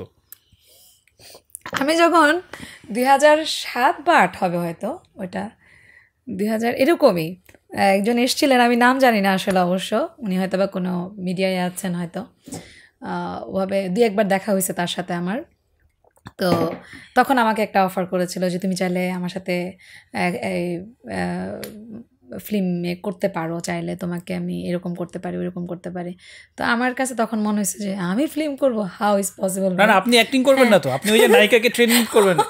না এরকম আমার পাইনি, আমি এরকম আমার পাইনি এখনো পর্যন্ত। পেলে হয়তো বা জানি না, যদি ভালো কিছু পাই হয়তো করবো আর কি, হয়তো জানি না। তাহলে ভালো হতো, মানে এত বাজে অ্যাকশন করছে ফিল্মে, তো তখন ওইটা আমি আমার রিভিউতে লিখছি। হ্যাঁ ওকে, তো আপনার যেটা কি বলে নাক ফাটানোর যে গল্পটা বললেন, আমি মোটামুটি বক্সিং দেখছি। বক্সিংয়ে যেটা হয় যে নকআউট হয় বা অনেক সময় রিজাইন দেয়। তো আমি মার্শাল আর্টের যে জয় পরাজয়, এটা জয় পরাজয়ের নিয়মটা জানি না, মানে এই খেলাটায় জয় পরাজয় বা ড্রটা আসলে কীভাবে নির্ধারিত হয়? আচ্ছা, সেটা হচ্ছে WKF ওয়ার্ল্ড কারাতে ফেডারেশন একটা কিছু নিয়ম বেঁধে দেয়, যেহেতু এটা ওয়ার্ল্ড ওয়েট খেলা একটা কারাতে, তো সেই সুবাদে হচ্ছে নন কন্টাক্ট ফাইট বলা হয় এটাকে, কোনো রকম টাচ করা যাবে না। আগে আমার সময়কারও মানে সেমি টাচ করা যেত মোটামুটি, বা একটু লাল হলেও সমস্যা ছিল না, ফাউল দিত যদি নাকটাক ফাটিয়ে দেওয়া হতো। বাট আগে হতো কি যে কন্টাক্ট করতে হবে, মারতে হবে, না মারলে পয়েন্ট নাই। কিন্তু এখন সেটা ধাপে ধাপে যুগের সাথে সাথে একটু পরিবর্তন হয়েছে। সেটা হচ্ছে কি যে একটু এখান থেকে পাওয়ার দিয়ে নিয়ে যেতে হবে, স্পিড দিয়ে আর কি, পয়েন্টের খেলা থাকে। আর নকআউট যদি হয়, যে অনেক সময় হয় কি যে নকআউট সিস্টেমটা আসলে ভাবে নাই, এরপরও ইন কেস অফ আমাদের যেমন অনেকগুলো ইকুইপমেন্ট পরা থাকে, সেটা হচ্ছে গ্লাভস থাকে হাতের, তারপর চেস্ট প্রোটেক্ট থাকে, তারপর আমাদের পায়ের কিছু প্রোটেকশন থাকে, তারপর আমাদের টিথ গার্ড থাকে দাঁতের প্রোটেকশনের জন্য, যেমন জুনিয়রদের জন্য ছোটদের জন্য হেলমেট আছে কারাতের। তো ওইগুলো পরে আসলে ইনজুরি হওয়াটা খুব কম হয়। ইনকেস যদি হয়ে যায় সেক্ষেত্রে, যদি আমি মেরে আরেকজনকে আহত করেছি সেক্ষেত্রে আমি ফাউল পাবো। আর সে যদি খেলার জন্য ওই পর্যন্ত যেতে পারে সে খেললো, আর নাহলে সেও নকআউট হয়ে গেল, এরকম আর কি। তো এখন ওই সিস্টেম নাই যে যেমন বক্সিংয়ে যেটা বললেন আপনি যে মেরে একদম নকআউট সিস্টেম, যেটা ওটা বক্সিংয়ে আছে, বাট কারাতেতে এটা নেই। তাহলে কারাতে জয় পরাজয়টা নির্ধারিত কিভাবে হয়? আমি আপনার সাথে যদি এখন কোনো একটা গেম খেলি, হ্যাঁ, তাহলে আপনি আমার সাথে জিতছেন, এটা কিভাবে বোঝা যাবে? আচ্ছা, আমাদের দুটো থাকে, যেমন আপনি পড়ে আছেন, আমাদের কিছু সিস্টেম থাকে, সেই সিস্টেমের মধ্যে যদি বলি আপনি আঁকা, আমি আও। আঁকা মানে লাল পরিধান, আও মানে হচ্ছে নীল পরিধান করা থাকে, বেল্ট আর হচ্ছে কিছু গ্লাভস থাকে, ওইটার উপর ডিপেন্ড করা আর কি। এভাবে করে পয়েন্ট নেওয়া থাকে। যেমন এখন সেন্সু বলা হয় আর কি, যেটা ফার্স্ট প্রায়োরিটি। ধরেন আপনি এক ড্র যেটার কথা বললেন, ধরেন আপনি 1 পয়েন্ট পেয়েছেন, আপনি 1 পয়েন্ট পেয়েছে আমি, কিন্তু পয়েন্ট আগে কে পেয়েছে ওটা এখন নির্ধারণ করা হয় আর কি। পয়েন্ট যে আগে পায় সে উইন হয় আর কি, এটাকেই বেসিক্যালি বলা হয়। যেমন 1-1 হয়ে গেছে বা 2-2 হয়ে গেছে, যে সেন্সু বলা হয়, যে প্রথম পয়েন্ট পেয়েছে তাকে উইন করা হয়। এর ক্ষেত্রে আবার একটা কথা আছে, যদি সে 15 সেকেন্ডের মধ্যে কি বলে এটাকে, সেন্সু ক্যান্সেল হওয়া যায়, ফাউল পেতে পেতে আপনি সেন্সু ক্যান্সেল হলো, সেক্ষেত্রে রেফরিতে চলে যাবে জাজেসরা যারা থাকেন। কিন্তু নন কন্ট্যাক্ট একটা গেমে পয়েন্টটা আসবে কিভাবে? ওই যে কিছু যেমন টেকনিক থাকে। হ্যাঁ, যেমন আমরা যদি ব্যাডমিন্টন খেলা ধরি, ব্যাডমিন্টনে তো ওই ওই এটা ওই ফেদারটা পড়ার না পড়ার সাথে, বা ফেদারটা অনেক সময় নেটে আটকে গেলেও পয়েন্ট পাওয়া যায়। হ্যাঁ, কিন্তু এইখানে দুইটা প্লেয়ার যারা একে অপরকে টাচ করতেছে না, তাহলে এইখানে পয়েন্টটা আসে কীভাবে? মানে ধরেন যে আপনি একটা মুভ দিছেন, সেটাকে যদি আমি নিউট্রালাইজ করার মতো মুভ সাথে সাথে না দিতে পারি, তাহলে কি আপনি পয়েন্ট পাবেন না? কীভাবে জিনিসটা হয়? আচ্ছা, ওটা যদি বোঝাতে চাই আপনাকে, তাহলে কীভাবে বোঝাবো? সেটা হচ্ছে কি, যে আপনি মারলেন কিন্তু আপনার স্পিড ছিল, জাংশন যেটাকে বলা হয়, পাওয়ার, এগুলো থাকে। তো সেই ক্ষেত্রে দেখা গেলো যে কিছু টেকনিক থাকে। ওই টেকনিক যদি আপনি অ্যাপ্লাই করতে পারেন এবং 6টা ক্যাটেগরিজের মধ্যে যদি পড়ে, আপনি পয়েন্ট পেয়ে যাবেন।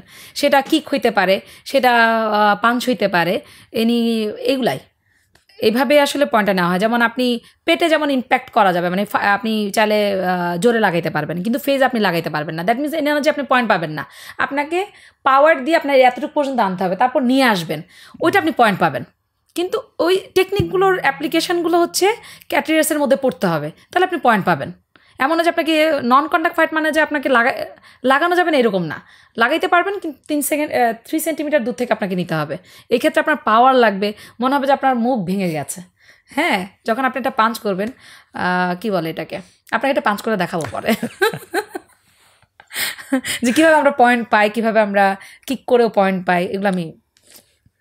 ওকে, তাহলে চায়না বা জাপানের একটা ছেলে বা মেয়ের সাথে বাংলাদেশের একটা ছেলে বা মেয়ে তাহলে ই করে কেউ, মানে স্কিলে পার্থক্যটা কীভাবে তৈরি হয়?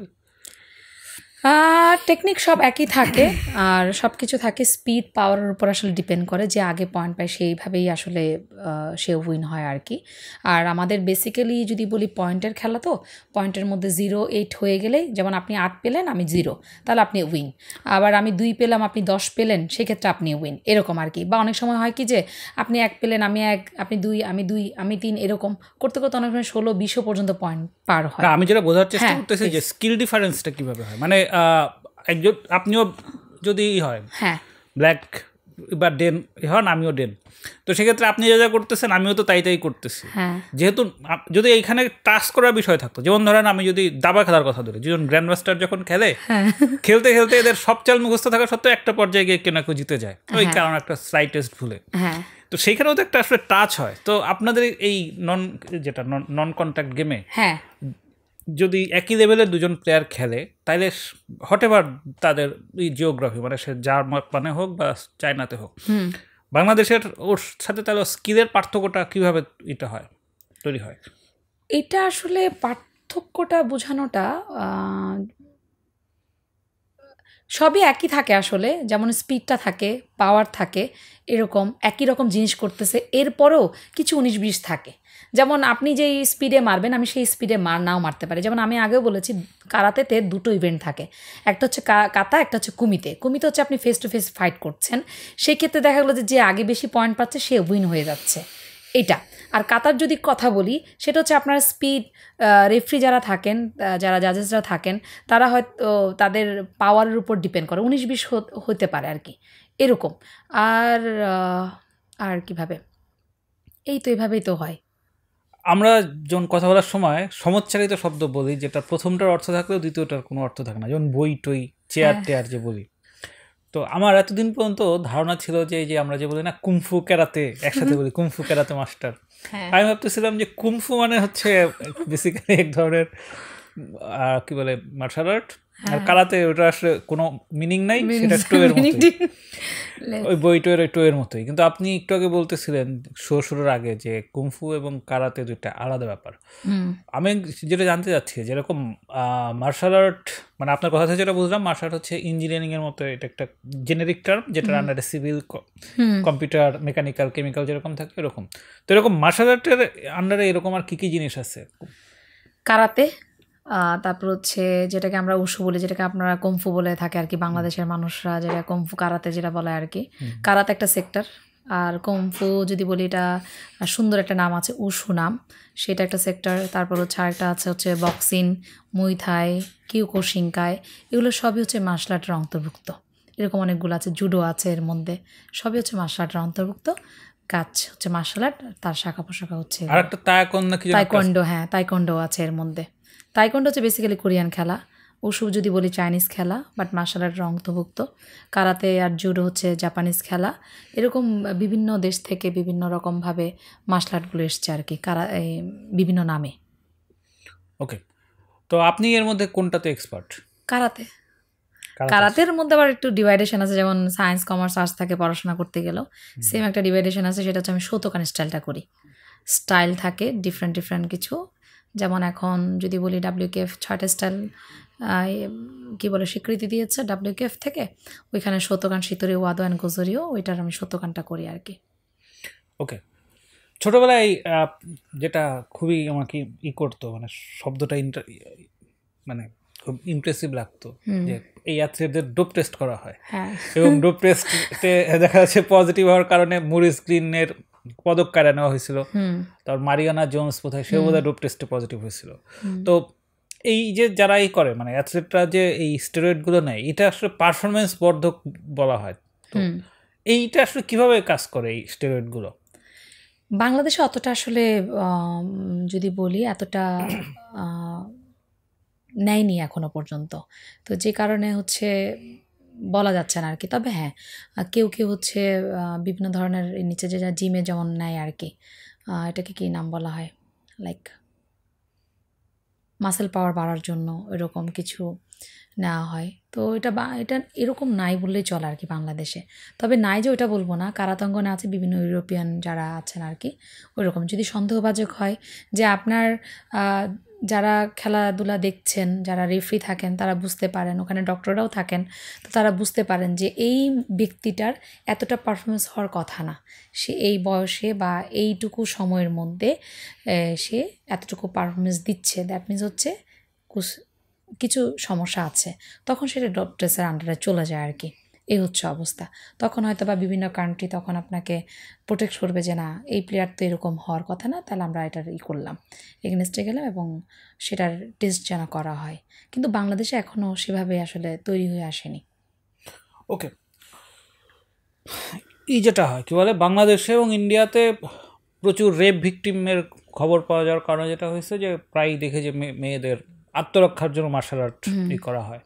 তো আপনার পর্যবেক্ষণ কি বলে, আসলেই কি এই মার্শাল আর্ট শিখলে এই রেপ ভিকটিম হওয়া থেকে বাঁচা সম্ভব, নাকি এইটা আপনারা যে খেলাধুলার জায়গা থেকে দেখেন, খেলাধুলার জায়গা থেকেই আসলে করে দেখা না? কারাতে বলি বা মার্শাল আর্ট বলি, কারাতে যে শিখতে হবে এমন কিছু না, বা মার্শাল আর্টে যদি যেটা বলি সেটা হচ্ছে কারাতে আপনাকে যে ওইখান থেকে উদ্ধার করে দিবে এরকমও বলা যাবে না, আবার এটাও বলা যাবে না যে আপনি পারবেন না, এরকম না। কারাতে করলে হয় কি, আপনার আত্মশক্তিটা বাড়বে, সেই শক্তি দিয়ে আপনি কিছুটা হলেও বের হয়ে আসতে পারবেন। এখন ডিপেন্ড করছে আপনি কোন পরিবেশে আছেন, কোন ধরনের ইফটিজিং আপনাকে করা হয়েছে, কোন ধরনের আপনাকে লাইক ওই সিচুয়েশনটা কেমন ছিল, এটার উপর ডিপেন্ড করতেছে কিন্তু। তো এইটা আসলে বলা যাবে না যে আপনি বের হয়ে আসতে পারবেন। তবে কিছুটা আসতে না যে আমরা ভীত, কিন্তু এখনও আমি যদি বাসে পাবলিক ট্রান্সপোর্টে আমি উঠি, তো পাবলিক ট্রান্সপোর্টে উঠতে গেলে হয় কি, একজনকে টাচ করছে কিন্তু সেই মেয়েটা কোনো রকম প্রতিবাদ করে না, সে দাঁত পিষছে বা বিভিন্ন ধরনের অ্যাক্টিভিটিস করতেছে, বাট সে যে বলবে আপনি আমাকে টাচ করলেন বা তুই আমাকে টাচ করলি কেন, এটার কোনো কিন্তু হয় না। তবে কারাতে করলে যেটা আমি দেখেছি, আমার মধ্যে যেটা তৈরি হয়েছে, যে যখন কেউ কোনো নেগেটিভ কথা বলছে, যে যখন আমি প্রতিবাদ করতে পারছি, এই শক্তিটা তখন মার্শাল আর্ট তৈরি করে দেয়। ওকে, আপনি শুরুতে একটা কথা বলতেছিলেন যে বাংলাদেশে ক্রিকেট বা ফুটবলের 10%ও এই পায় না, কি বলে, কারাটে পায় না। কারাটে পায় না, তো এটা বাংলাদেশে তো কারাটের আসলে ওরকম ওই যে মার্কেট আছে, যারা শিখে শুধু আত্মরক্ষার জন্য শিক্ষা যায়, কিছুদিন কোর্স করে চলে যায়। তো আপনি আসলে বাংলাদেশে কারাটের জনপ্রিয়তা বৃদ্ধি করার প্রয়োজনীয়তা তাহলে কেন দেখেন, বা এটা আসলে জনপ্রিয় বাংলাদেশে হওয়া সম্ভব কিনা?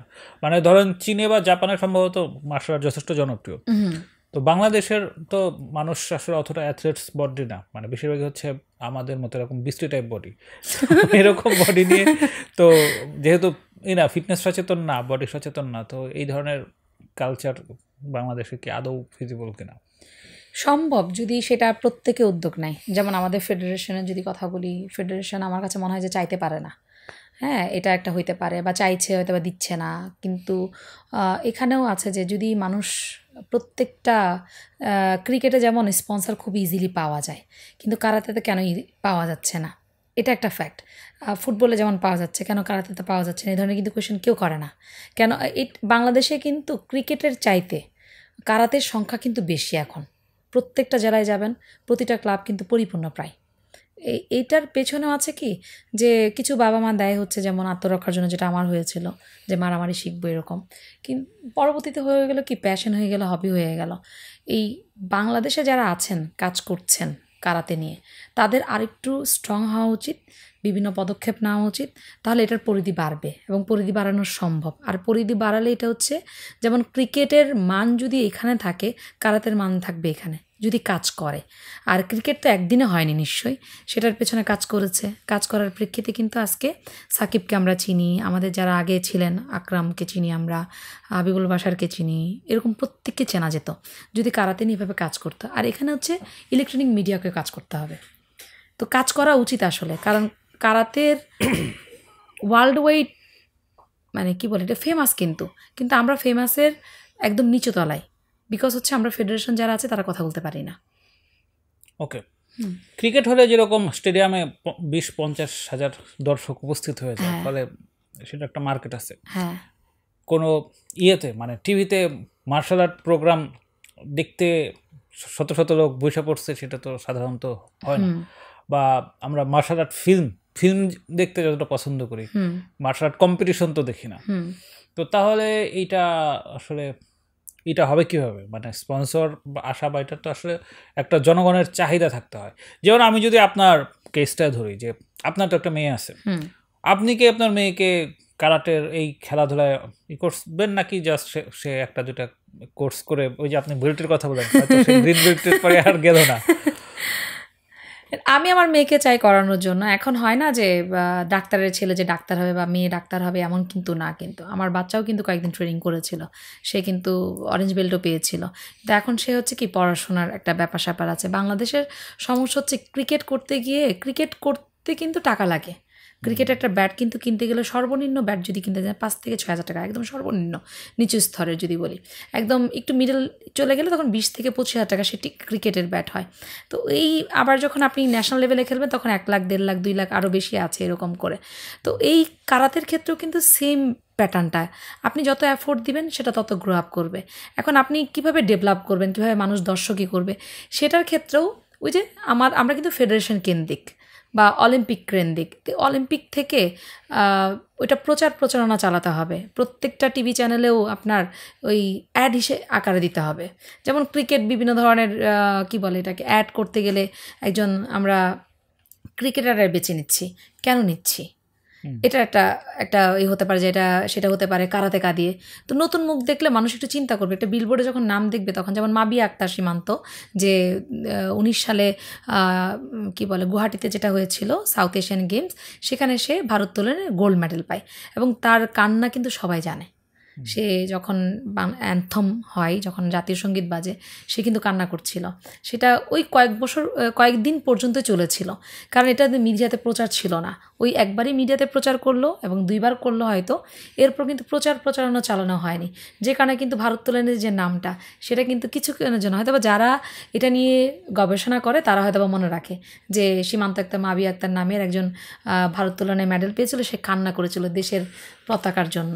টিম গেমের সাথে এইটা কি ইন্ডিভিজুয়াল গেমের একটা বড় পার্থক্য না? যেমন আপনি যদি ক্রিকেট বা ফুটবল বা হকি করা যাক, বিসিবি যে টিমটা পাঠাচ্ছে বা বাফুফে যে টিমটা পাঠাচ্ছে, ওইটা যখন ইন্ডিয়া বা শ্রীলঙ্কার সাথে খেলতেছে, সেটা মূলত আমরা মনে করতেছি কি বাংলাদেশ বনাম শ্রীলঙ্কার খেলা হচ্ছে। ফলে যদি আমরা কোনোভাবে ম্যাচটা জিতি, আমরা মনে করি যে বাংলাদেশ তো ইন্ডিয়াকে হারিয়ে দিল, বাংলাদেশ তো ইন্ডিয়াকে হারিয়ে দিল। কিন্তু আপনি একটা কোনো ইভেন্টে গোল্ড মেডেল পাইলেন, আমাদের তো কী হবে, আমাদের হয়তো দেখা যাবে যে ঠিক আছে এই ইভেন্টে বাংলাদেশ থেকে 5টা ইভেন্ট পাঁচটা পদক আসছে, সেইখানে কিন্তু ওইভাবে আসবে, মানে আলাদা করে সে বাংলাদেশ ইন্ডিয়াকে হারিয়ে দিচ্ছে ওই রকম কিন্তু মনে হবে না। তো যে কোনো ইন্ডিভিজুয়াল গেমের ক্ষেত্রে তো বোধহয় এটাই সত্যি। তো তাহলে এটা নিয়ে আক্ষেপ করে আসলে কী হবে? আক্ষেপ হচ্ছে যে যারা আছে, যেই বারবার কিন্তু চলে আসা হচ্ছে ফ্যাসিলিটির কথাটা। আপনি যত ফ্যাসিলিটি দিবেন তত ইন্ডিভিজুয়াল গেমে যে দাবারও একজনই কিন্তু খেলে। হ্যাঁ, একটা গেম হয়তো আবার একটা দলীয় গেমও কিন্তু আছে। যেমন কি বলে এটাকে, আমাদের রানী ফাদামসি মনে হয় না, কি জানি নাম, হামিদ মনে হয়, রানী হামিদ যিনি আছেন উনি আর কি বেশ বাংলাদেশের শক্ত দাবারু বলা হয় তাকে, এবং সে এই জগতের কুইন, কিন্তু সে দাবারু হিসেবে কুইন হিসেবে কাজ করতেছেন। তো সেম হচ্ছে, এটা কিন্তু ইন্ডিভিজুয়াল একটা গেম। কেন আমরা সেটাকে বলছি না যে যখন উনি হারান কাউকে তখন আমরা বলি যে বাংলাদেশকে অমুককে হারাইছে, যেটা আপনি ক্রিকেটের কথাও বললেন। সেম কারাতেও যদি হয় এটা, যে সবাই গোল্ড পাইছে, তার সবাই তো খেলছে বাংলাদেশ নামের জন্য, সবাই তো ইন্ডিভিজুয়াল নামের জন্য খেলেনি। প্রত্যেকে কিন্তু হচ্ছে ওখানে যখন আমরা দেশের বাইরে যাই তখন কিন্তু আমরা খেলি হচ্ছে দেশের জন্য, লাল সবুজের পতাকার জন্য। তখন কেন এই নামটা আসতেছে না, কেন মিডিয়া সেটাকে প্রচার করছে না? দেখেন এখানে একটা কিন্তু ব্যাপার আছে, যেমন যদি আপনি উসাইন বোল্টের কথা বলেন, সে তো 100 মিটার স্প্রিন্ট দৌড়ায়, তার কিন্তু টাকা পয়সা এবং স্পন্সরের অভাব নাই, মানে সে কিন্তু টপ লেভেল আর্নের বিষয়। বা আপনি যদি টাইগার উডস দেখেন, টাইগার উডস এক সময় সবচেয়ে ধনী অ্যাথলেটদের একজন ছিল, বা ওই যে ফর্মুলা ড্রাইভার মাইকেল শুমাখার, বা আপনি যদি দেখেন মাইকেল ফেলিপস, সে তো একজন সাঁতারু। তো এই জিনিসগুলো তো বাইরের দেশে আছে, কিন্তু আমরা তো মানে কোনো খেলাতেই তো আমাদের কোনো পারদর্শিতা নেই, এবং আমরা তো স্পোর্টিং জাতি না। ফলে আপনি এইটা যদি ইয়ের দিকে দেখেন, আপনি মার্শাল আর্টের কথা বলেন, একবার যদি আমরা বলি ইয়ের ক্ষেত্রে, গবেষণার ক্ষেত্রে, গবেষণা আমাদের জিডিপির বরাদ্দ কত %? 2%ও হয়তো না, বা একটু বেশি হবে। তো এটা তো ওভারঅল জাতিগত সমস্যা। তো এইটার সাথে আসলে আপনি মিডিয়া বা অন্যান্য দোষারোপ করে আসলে লাভটা কি? এটা দোষারোপ বলবো না, অ্যাজ এ প্লেয়ার হিসেবে যখন আমরা আসি, যখন আমার কথাই বলি যে আমি আসছি হচ্ছে মারামারি শেখার জন্য, বেসিকলি আসছি মারামারি শেখার জন্য, আমার মায়ের পুশিংয়ে। তো সেখান থেকে আমি একজন কারাতেকা হিসেবে বেরিয়েছি, এবং আমি ন্যাশনাল খেলেছি, ইন্টারন্যাশনাল খেলেছি, দেশের জন্য অনেকগুলো মেডেল নিয়ে আসছি। তারপর হচ্ছে এখনও পর্যন্ত কাজ করে যাচ্ছি। তো এই ক্ষেত্রেও যদি বলেন যে অ্যাজ এ প্লেয়ার হিসেবে, যেমন আমি হয়তো ক্রিকেটে গেলে হয়তো আমি জানতাম না, আমি জানি না যে আমি ভালো করতে পারতাম কি না, কিন্তু আমি হচ্ছে কারাতে আসছি, কারাতে ডেভেলপ করছি। এবং আমরাও চিন্তা করি যে প্রত্যেকটা যারা আসতেছে, যারা আমার যেমন আগে যদি বলি, আগে কারাতেতে যদি আপনি মেডেল পেতেন তাহলে হয়তো বা আপনার সংস্থা, সেটা আনসার হোক, সেটা আর্মি হোক, বিজিবি হোক, যেটা হোক না কেন, আপনাকে দিত 10,000 টাকা। সেই অ্যামাউন্টটা বেড়ে হয়ে দাঁড়িয়েছে ধরেন 1 লাখ টাকা, 50,000 টাকা। এটা ডেফিনেটলি 1-2 দিনে হয়নি। সেম হচ্ছে কারাতের যদি কথা বলেন আপনি, ডেফিনেটলি আমরা সাউথ এশিয়ানে পিছিয়ে আছি। সাউথ এশিয়ান যদি বলি, নট অনলি বাংলাদেশ, এটা আপনি ইন্ডিয়া বলতে পারেন, পাকিস্তান বলতে পারেন, শ্রীলঙ্কা বলতে পারেন। কিন্তু এরপরও এই ইন্ডিয়া এত বড় একটা দেশ, তারা কিন্তু এখন স্বপ্ন দেখে যে অলিম্পিকে মেডেল জিতবে, তারা এশিয়ানে মেডেল জিততেছে। কেন জিততেছে? সাপোর্ট হিসেবে জিততেছে। এখন আমরা স্পোর্টিং না, ঠিক আছে, কিন্তু আমরা ক্রিকেটে তো ঢালতেছি।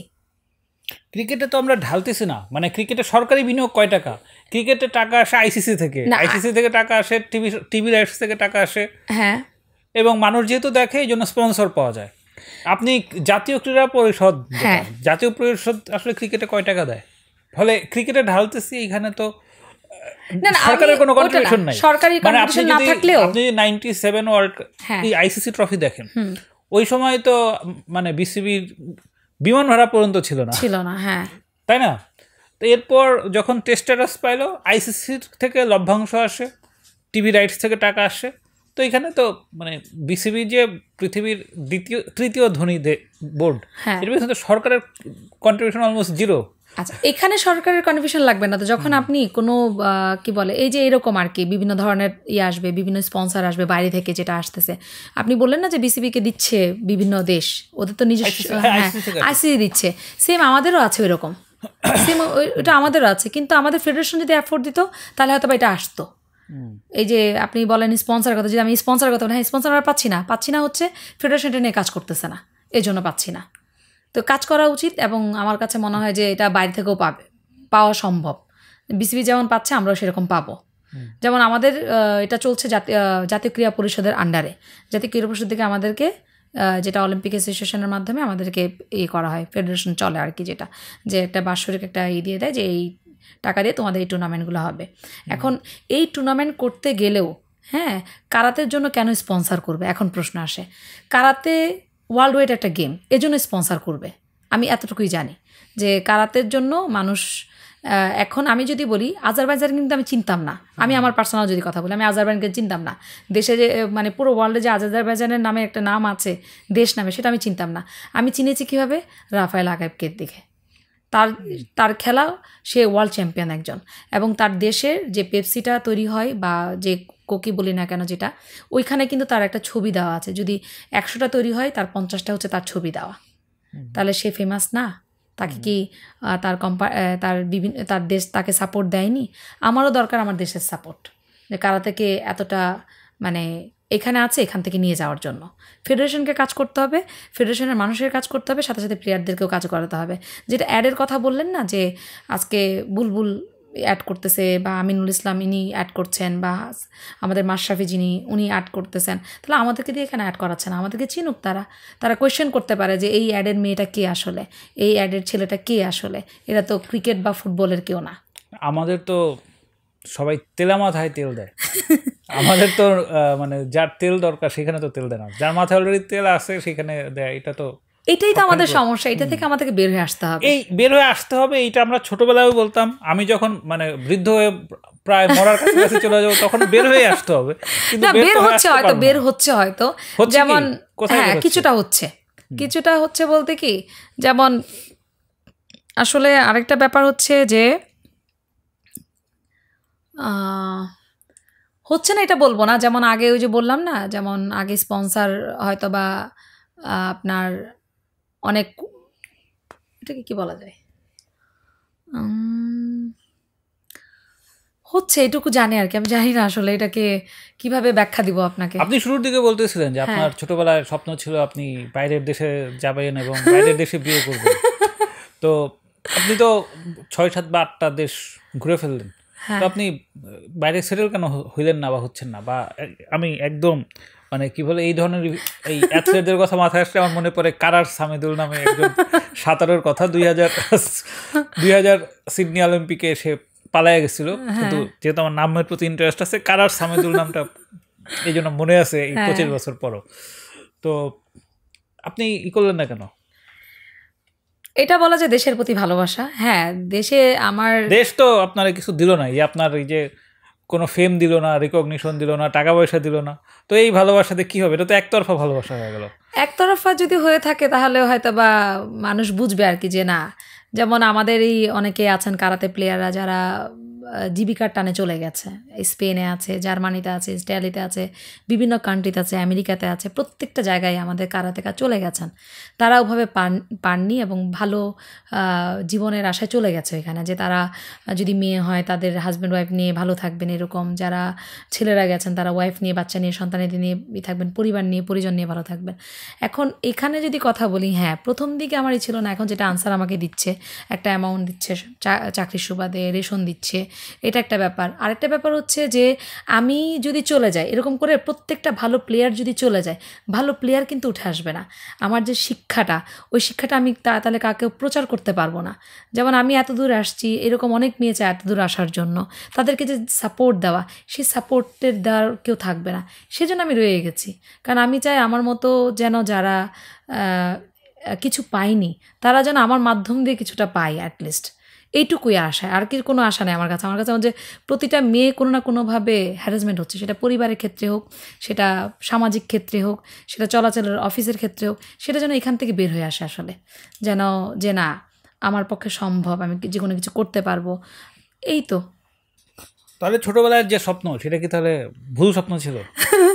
এটাকে ভুল বলা যাবে না, কারণ আমি দেশ ঘুরছি, ভালো লাগছে, বিভিন্ন দেশের কালচার সম্পর্কে আমি জানতে পারছি। আমিও চাই অনেক অনেক দেশ ঘুরবো, আমি ওদের কালচার সম্পর্কে জানবো, এবং আমি চেষ্টা করি ওখানকার যে কারাতের দোজো বলি আর কি, আমরা যেটাকে কারাতে ইনস্টিটিউট বলি, ওইগুলো একটু দেখে আসবো, ঘুরে আসবো, যেটা আমার শান্তির জায়গা।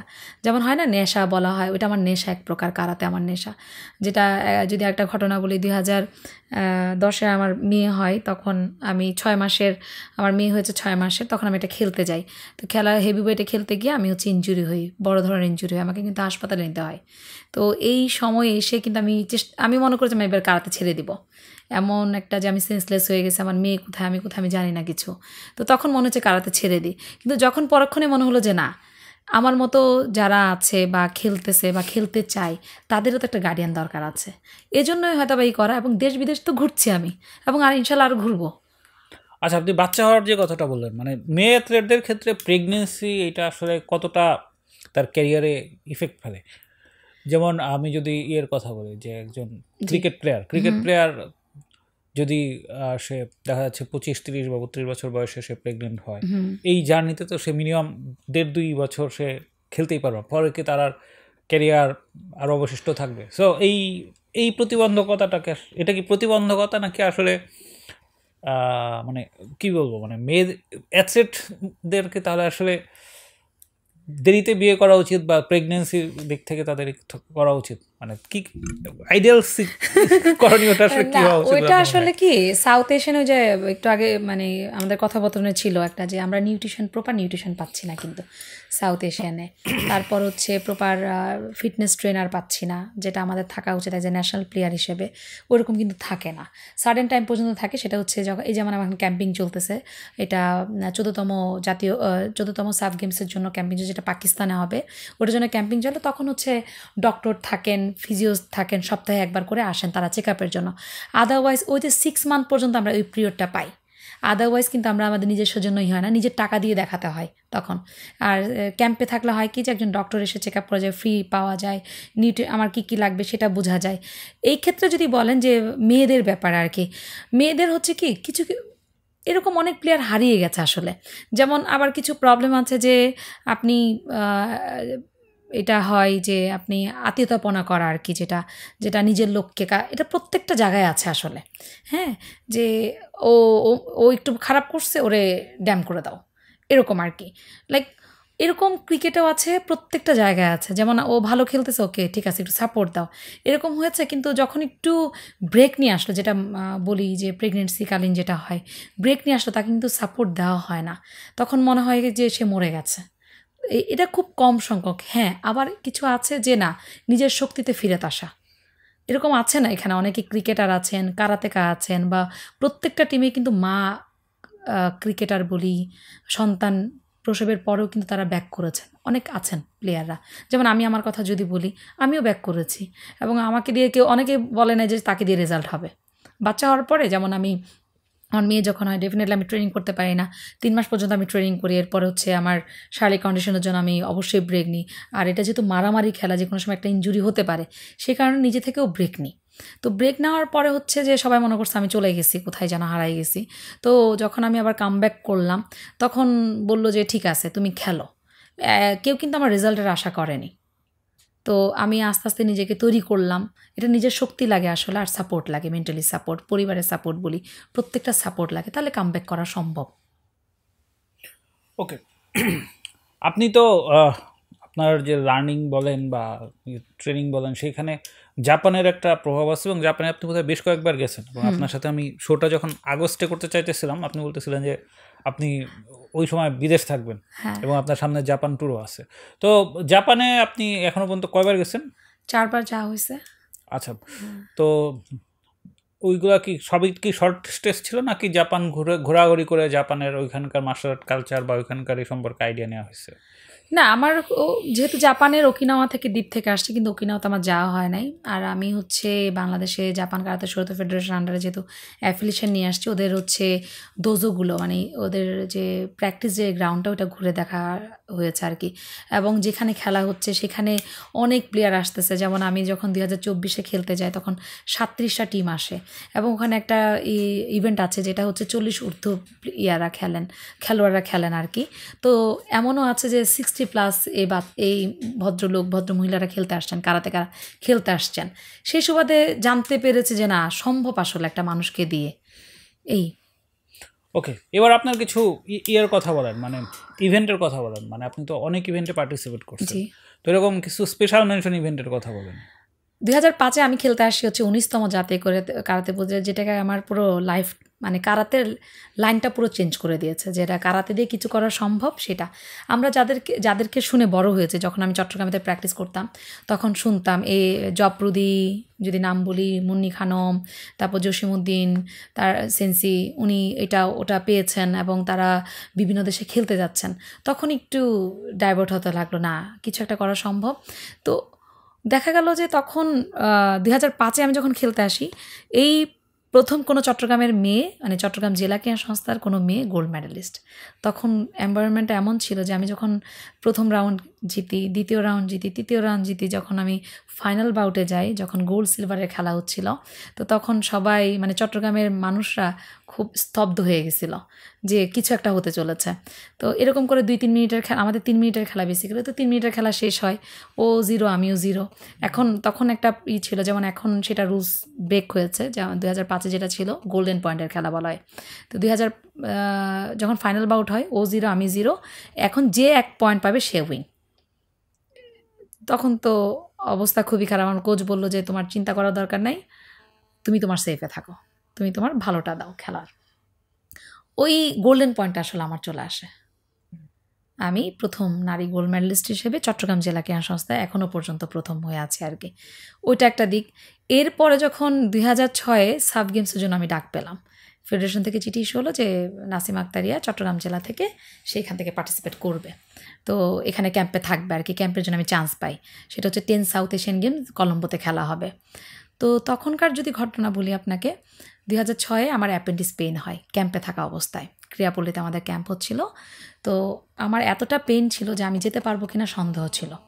তো পরে আমাকে ফেডারেশন থেকে ডক্টর দেখানো হলো, আমাকে ইঞ্জেকশন পুশ করা হলো। তো আমাকে বললো যে আপনি কি যেতে পারবেন কিনা, আমি যাবো। তো দেখা গেলো যে এক প্রকার বনসই দিয়ে আমাকে যেতে হয়, কারণ অ্যাপেন্ডিক্স এমন একটা পেইন যেটা হচ্ছে আপনার যে কোনো সময় উঠতে পারে, ক্ষতিগ্রস্ত হতে পারে, আমি নিজেও মৃত্যুর, অ্যাপেন্ডিক্স নাকি ব্লাস্ট হতে পারে, এই ধরনের ডক্টরই বললেন আর কি। তো আমি আমার রেসপন্সিবিলিটিটা তখন এই ছোট বয়সে আমার, তো আমি ইভেন্ট করতে যাই এবং আমার প্রথম ইন্টারন্যাশনাল কোনো গেম করা এত বড় পরিসরে, যেখানে সার্কের প্রত্যেকটা কান্ট্রি আসবেন, এখানে প্রত্যেকটা ভালো ভালো প্লেয়ার যারা আসবেন, যারা ওদের দেশের জন্য সুনাম বয়ে নিয়ে আসতে পারবেন। তো ওইখানে যাওয়ার পরে আর একটু থিম চেঞ্জ হতে থাকলো, না বিদেশ তো এইভাবে যাওয়া যায়, চল এবার বিদেশে যাই এইভাবে করে। এই তো। ওকে, আপনার এই জার্নিতে আমার নিজের কাছে যেটা সবচেয়ে স্পার্কিং লাগে সেটা হচ্ছে যে আপনি তো বিভিন্ন দেশের পার্টিসিপেন্টের সাথে মেশার সুযোগ পাইছেন, তো তার মানে তো আপনার বিভিন্ন দেশের বন্ধুবান্ধবও আছে। হ্যাঁ, তো সেই সব বন্ধুবান্ধবদের সম্পর্কে বলেন, মানে তাদের সাথে কীভাবে কমিউনিকেশন হয় বা তাদের সাথে কীভাবে আপনার মানে এক্সচেঞ্জ হয়, ওই ব্যাপারগুলো একটু বলেন। আমার 2006 সালে যখন আমি খেলতে যাই শ্রীলঙ্কাতে, তখন আমার একটা ফ্রেন্ড হয় যার সাথে আমি কিছুদিন আগেও হ্যাং আউট করে আসছি নেপালে। ও নেপালি বেসিক্যালি, তো নেপাল থেকে খেলতে আসে। তো আমার চেহারা নাকি কিছুটা নেপালিদের মতো, কেউ বলে চাইনিজ, কেউ বলে ভিয়েতনাম, আমার বলেই থাকে। তো এটা নিয়ে আমার কোনো কি বলে কোনো গুঞ্জন নাই, কিছু নাই, আমি তাতেই খুশি, যে যেভাবে বলে আনন্দ পায়। তো আমার ওখানে নাম হয়ে গেল, আমার ছোট একটা নাম আছে ফ্যামিলি নেম, সেটা হচ্ছে জুহি। তো আমাকে জুহি চাওলা বলে ডাকা শুরু করলো তারা। তো 2006-এ আমার একটা মানে নেপাল পুরো টিমের সাথে আমার খুব ভালো কানেকশন। তো ওইখানে একটা ফ্রেন্ড আছে সুভাত্রা চেষ্টা, ওকে আমি সাব্বু বলে ডাকি, ফ্যামিলি নেমে ডাকি, ওকে ফ্যামিলিতে সাব্বু বলে ডাকে। ওর সাথে আমার মানে খুব বন্ডিং ভালো হতে থাকলো আর কি। যতক্ষণ আমি স্টেডিয়ামে ছিলাম, আমাদের 3-4 দিনের জন্য মানে প্রতিদিনই তো যেতে হতো। তো যখন যেতাম নেপালিরা আমাকে নিয়ে বসে গল্প করতো। তো আমার কমিউনিকেশন ছিল হিন্দি মিলিয়ে আর কি। 2006-এ তো খেলে আসলাম, এরপর তো কোনো কমিউনিকেশন নাই, না আমি ওর ফোন নাম্বার জানি না কিছু জানি। 2007-এ আমি নেপালে খেলতে যাই ভক্তপুরে। ওই ফ্রেন্ড বাংলাদেশি কোনো টিম আসবে দেখে সে ওখানে দেখতে যায়। দেখার পর ওর সাথে আবার কমিউনিকেশন হলো। ও আমার 3 দিন খেলা ছিল, 3-4 দিন ও আমাকে সময় দিল। তারপর এক পর্যায়ে বললো কি যে তুই আমার ভাইকে বিয়ে করে ফেল, তাহলে তুই আমার হয়ে থাকতে পারবি, এরকম আর কি, যে আমার ফ্যামিলি হয়ে থাকবে, তোকে আমার অনেক ভালো লাগে। আমি বলছি না, আমি এভাবে চলে আসছি আর তোমার ভাইকে বিয়ে করবো, এটা আর কি, তোমার ভাই তো হিন্দু। হ্যাঁ, তখন তার এতটা মাথায় আসে না, 2007 আমার বয়স কত, 16 থেকে 17 বয়স। তো সেখানে তো এতটা মাথায় আসে না যে সে হিন্দু না মুসলিম এরকম। তো তোকে বলে ফেললাম যে তোর ভাই তো হিন্দু, তোরা তো হিন্দু, তোকে এই করা যাবে না। এই তো পরে আমি আমার দেশে চলে আসলাম, চলতে থাকলো এরকম, ওর সাথে আর কোনো যোগাযোগ নাই। তারপর পাকিস্তানি কিছু তখন হয়েছিল, ফ্রেন্ড হয়েছিল, কিন্তু তাদের সাথে কোনো কমিউনিকেশান নাই। তো 2011 সালে ও আবার খেলতে আসে বাংলাদেশে, সুবাত্রার কথা বলছে, পুরো টিম নেপাল ন্যাশনাল টিমের পুরোটা আসে। তো আসার ক্ষেত্রে তখন ওর সাথে আমার আবার যোগাযোগ হয়, কথা হয় তখন। তো ওর পুরো নেপাল টিমকে আমি ইনভাইট করি আমার বাসায়, ওদেরকে নিয়ে একটু শপিং টপিং করি, ঘোরাফেরা করি, এই তো ফ্রেন্ডশিপ চলতে থাকলো। তো আমার আর ফেসবুক ছিল না তখন, লাইক ইমেলও আমি করতে পারি না, স্কাইপেও আমি করতে পারি না, চালাইতে পারি না তখন। তো এরপরে 2014-তে আমি আবার খেলতে যাই হচ্ছে নেপালে। তখন আবার দেখা হয়, ওর ফ্যামিলির সাথে আমি আসা যাওয়া করি, ও আমাকে একদিন দাওয়াত দেয়, তো আমি দাওয়াত খেতে যাই। এই 2015 সালে যখন আবার ফেসবুক আমি অন করলাম, তখন ওর সাথে আবার কমিউনিকেট হলো। এই তো ওর সাথে কমিউনিকেট এখনও আছে আর কি। তো 2 বাচ্চা নিয়ে আসছিল ক্যানাডা থেকে, এখন ক্যানাডা সিটিজেন, 2 বাচ্চা। আর হচ্ছে ওরা ছুটিতে আসছিল, তো আমি প্রায় 12 থেকে 13 দিন ওর সাথে সময় কাটায় আসি। এরপরে যদি বলি, যেমন আমি লাস্ট 2023-এ বেশি কি বলে দিনের কথা না, সেটা 2023-এ আমার কিছু ফ্রেন্ড হয়। একজনের নাম হচ্ছে অ্যালি, ও হচ্ছে কিউবার, আর একটা হচ্ছে, ওদের নাম আমি আসলে কঠিন তো ভুলে যাই। তবে ওর সাথে 2023 আসার পরে কথা হয় না। তো 24-এ এসে কি হলো, ওর একটা পোস্ট পেলাম, আমি পোস্ট পাওয়ার পর ওকে আমি যোগাযোগ করলাম। এখন ইনস্টাগ্রামে কথা হয় 2-3 জনের সাথে, ইন্ডিয়ানদের সাথে কথা হয়, কিছু ফ্রেন্ড আছে, এই চলছে। ওকে, তো যদি আমরা করি, মানে আপনার জীবনকে এখন করি, ফিরে দেখি, তো আপনার এই জীবন থেকে যদি মার্শাল আর্টটা ছেড়ে ফেলা হতো, তাহলে আপনার এই এখন এই 34-35 বছরের জীবন আসলে কি থাকতো? কারাতে হচ্ছে একটা নেশা, মানে ড্রাগস যারা নেয় তাদের যেমন একটা নেশা থাকে, সেম হচ্ছে একটা নেশা এটা। তো এটা থেকে যদি নিয়ে যাওয়া হয়, যেমন আমি একবার চেষ্টা করেছিলাম যে আমি বন্ধ করে দেবো কারাতে, আমি করবোই না। তখন দেখা গেলো যে আমার ভেতরে না, মানে ওই যে কি বলে এটাকে, আমরা তো টিভি দেখেছি, আলহামদুলিল্লাহ এই পর্যন্ত কোনো নেশা পানি আমি করি নাই। তো এটার জন্য আল্লাহর কাছে লাখ লাখ শুক্রিয়া যে ওইরকম নেশা আমি বুঝি না। কিন্তু টিভি চ্যানেলে দেখায় না যে একজন এডিক্টেড কীভাবে সে বিহেভ করতেছে, ওই ধরনের বিহেভ হয়ে যায় আসলে আমার তখন, যে আমি বাসায় দেখা গেলো যে ডিপ্রেশনেই চলে যায়। যেমন কয়েকদিনের জন্য আমি যাবো না বলেছি, মনে করলাম যে আমি কারাতে করবোই না, তখন দেখা গেলো যে বিভিন্ন ধরনের চিন্তা ভাবনা চলে আসলে। আর হচ্ছে যেমন আমার 2019-এ আমার পা ভেঙে যায়। আমি 1 তারিখে আমার হচ্ছে ডেঙ্গু ধরা পড়ে। আমি 1 তারিখে ভর্তি হই হাসপাতালে, ইসলামী ব্যাংক হাসপাতালে মিরপুরে। ওখানে আমি 8 দিন অ্যাডমিট থাকি। তারপর 8 তারিখে বাসায় ব্যাক করার পরে আমি নভেম্বরের 21 তারিখে পা ভাঙি 19 সালে পা ভাঙার পরে যে লং টাইম ডেঙ্গুর কারণে আমি যেতে পারিনি আমার গ্রাউন্ডে, প্র্যাকটিস গ্রাউন্ডে। তারপর হচ্ছে আমার পা ভাঙার পরে প্রায় 2-3 সপ্তাহ, আমি 2 সপ্তাহ পর্যন্ত কোনো রকম কন্ট্রোলে ছিল। এরপর আমি আর পারি নাই, পায়ের প্লাস্টার নিয়ে আমি চলে গেছি কারাতে ক্লাস করাতে, বা নিজে কারাতে একটু করার জন্য। তো এটা একটা নেশা এক প্রকার বলা যায়। তো আমি মনে হয় যে আমি ড্রাই হয়ে যাব। ওকে, আপনার এই যে এর কথা শুনলাম, আপনার বিভিন্ন কম্পিটিশনের কথা শুনলাম, আপনার বিভিন্ন এক্সপিরিয়েন্সের কথা শুনলাম, কিন্তু আমার ওই আপনার এই নাক ফাটার ওই গল্পটা এখনো মাথায় আছে। তো সেক্ষেত্রে আপনার এই ইয়েগুলাতে ইনজুরি কী ধরনের ইনজুরিতে পড়ছেন? আমার বেসিক্যালি হয়েছে, বেশিরভাগই হয়েছিল হচ্ছে আপনার নাকের ইনজুরি। বেশ কয়েকবার নাক ফেটে গেছে, বেশ কয়েকবার, অগণিত বার, মানে ওইরকম না, 10-12 বারের উপরে হয়ে গেছে। সেটা কাউন্টডাউন আমি আসলে ভাবে করি নাই। তো আল্লাহর রসের মেহেরবানিতে আমার নাক হয় নাই, ফ্র্যাকচার হয় নাই। তো ইনজুরি বলতে কি, আমার হাতের একটা মানে ফ্র্যাকচার হতে হতে আমি বেঁচে গেছি, আমার একটা হাতে ইনজুরি আছে। এরপর হচ্ছে আমি জানি না আমার মিনিস্কেস গেছে কি না, তো এটা মনে হয় ডক্টর দেখালে বুঝতে পারবো। এই ভয় যাচ্ছি না যে যদি মিনিস্কেস চলে যায় হয়তো আমি 50% হয়তো বা ডেথ হয়ে যাবো, এই জন্যই। তো আমি ডক্টর দেখিয়েছিলাম, তিনি বললেন যে একটা MRI করে নেন, দেখা যাক আর কি। ইনজুরি হয় না যে তা না, হাতে অনেক সময় লেগে যায়, কিক লেগে যায়, তারপর হচ্ছে হাতে পায়ে ব্যথা পাওয়া যায়, অ্যাঙ্কেল অনেক সময় হতে পারে, ডিসব্যালেন্স হইতে পারে, এরকম হয় আসলে।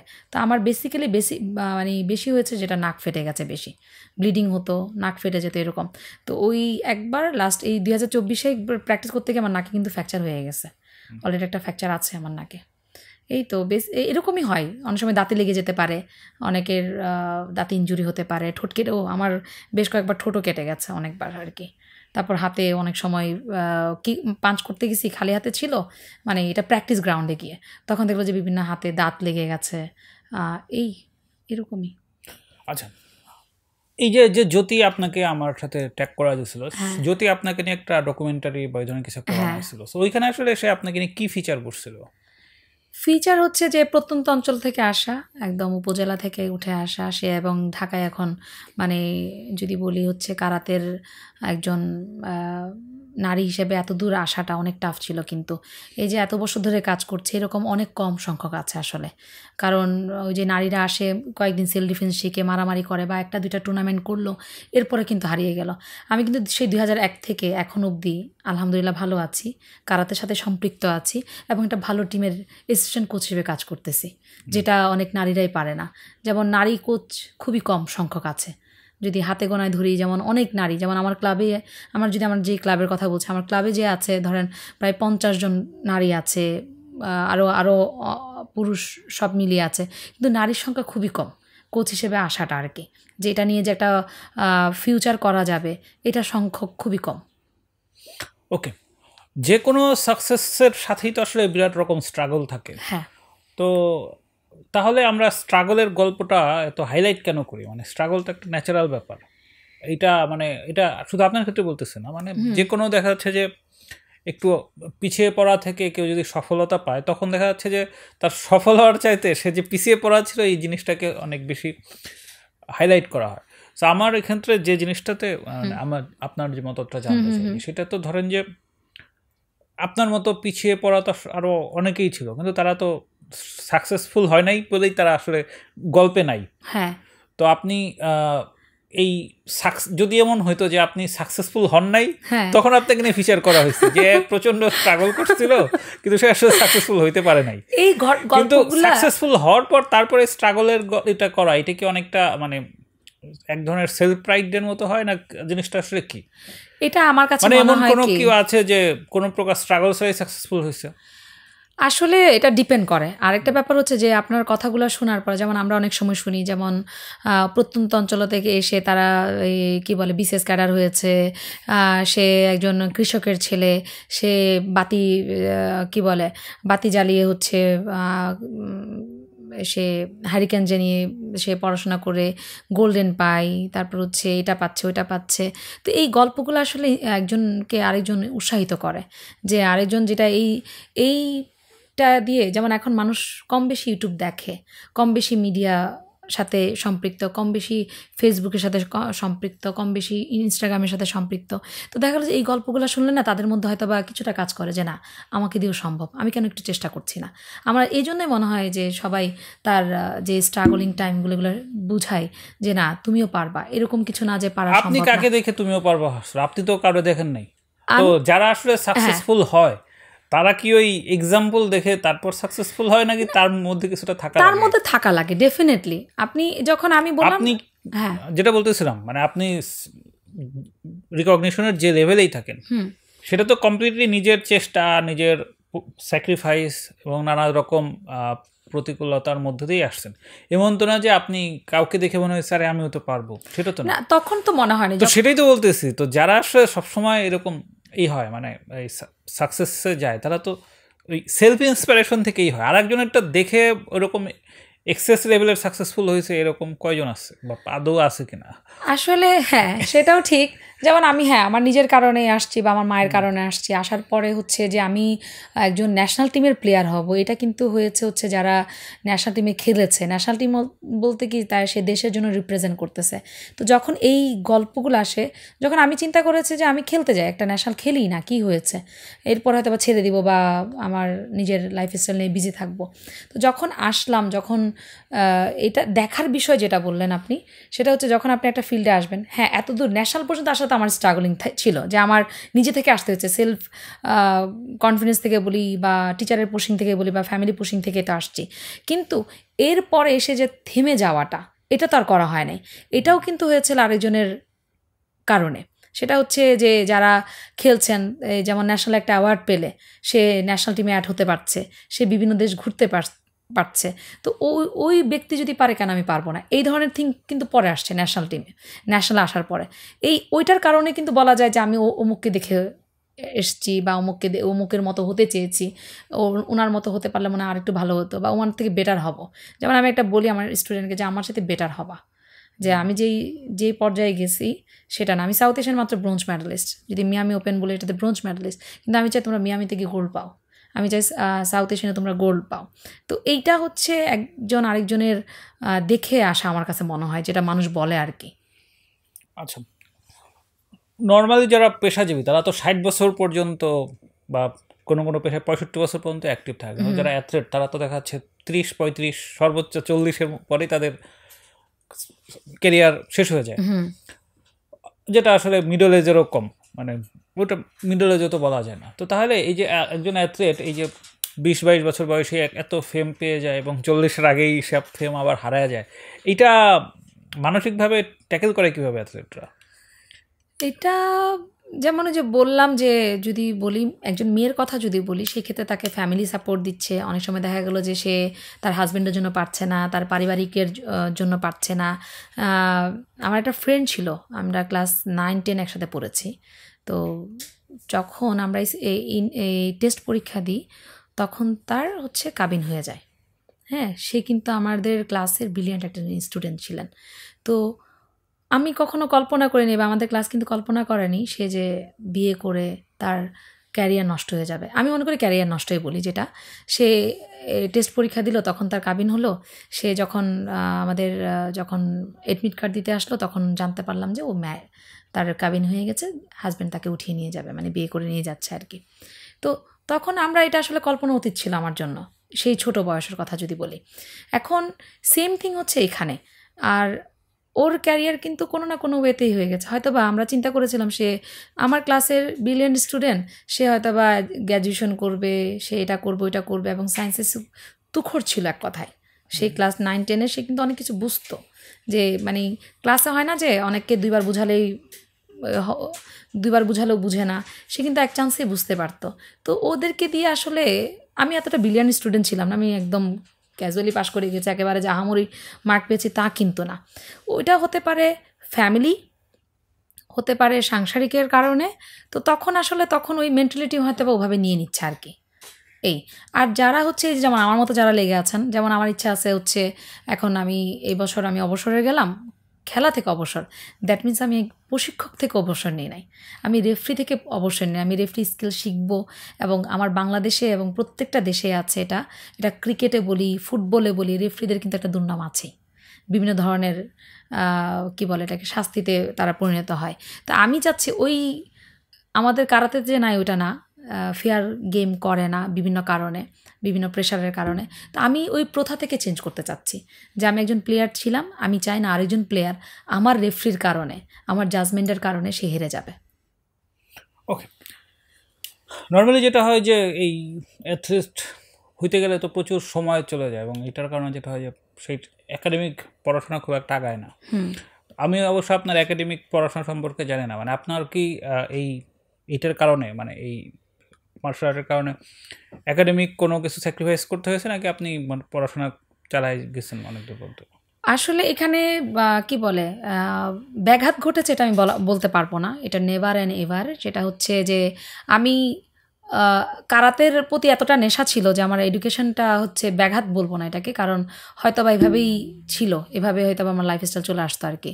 বাট সেটা হচ্ছে কি যে আমি যখন এসএসসি পরীক্ষা দিই তখন আমার সাফের একটা চলছিল, তখন আমি ফেল করি একটা সাবজেক্টে, আমি আবার পুনরায় পরীক্ষা দিই। পরীক্ষা দেওয়ার পর কিন্তু আমি ইন্টারে ভর্তি হই, ইন্টারে ভর্তি হওয়ার পর কিন্তু ইন্টারমিডিয়েট আমার পুরো দেওয়া হয়নি, আমি কিন্তু বলা যায় যে আমি এসএসসি পাস, এটা বলা যায়। তবে হ্যাঁ, তো এই পিছিয়ে পড়া বলা যাবে না এটা, কারণ হচ্ছে এইটা দিয়ে আমার পার মান্থ কিছু টাকা ইনকাম হচ্ছে, যেটা একজন গ্র্যাজুয়েশন একজন মাস্টার্স করা যে ব্যক্তিরা বা আপু ভাইয়া বা আমার জেনারেশন যারা ছিল তারা কিন্তু অনেকেই পিছিয়ে আছেন। তো সেক্ষেত্রে আমি মনে করি যে আমি কোনো রকমভাবে আমার ব্যাঘাত ঘটেনি, আমি আমার লাইফস্টাইল নিয়ে অনেক হ্যাপি। ওকে, সো যদি আপনার বায়োগ্রাফি লেখা হয়, হ্যাঁ, সেই বায়োগ্রাফিতে আসলে কারাটে কত পার্সেন্ট পাবে আর অন্যগুলা কি থাকবে? কারাতে যদি বলি যে বলে না যে আমি তোমাকে ছেড়ে দিব, আমি কারাতে ছাড়তে পারবো না, এরকম আর কি, পুরোটা জুড়েই কারাতে কারাতে কারাতে। ওকে, তো ঠিক আছে আপু, আপনার সাথে লম্বা আলাপ হলো, আপনি বসে চা খান, আলাপ শেষ করি। হ্যাঁ, থ্যাংক ইউ।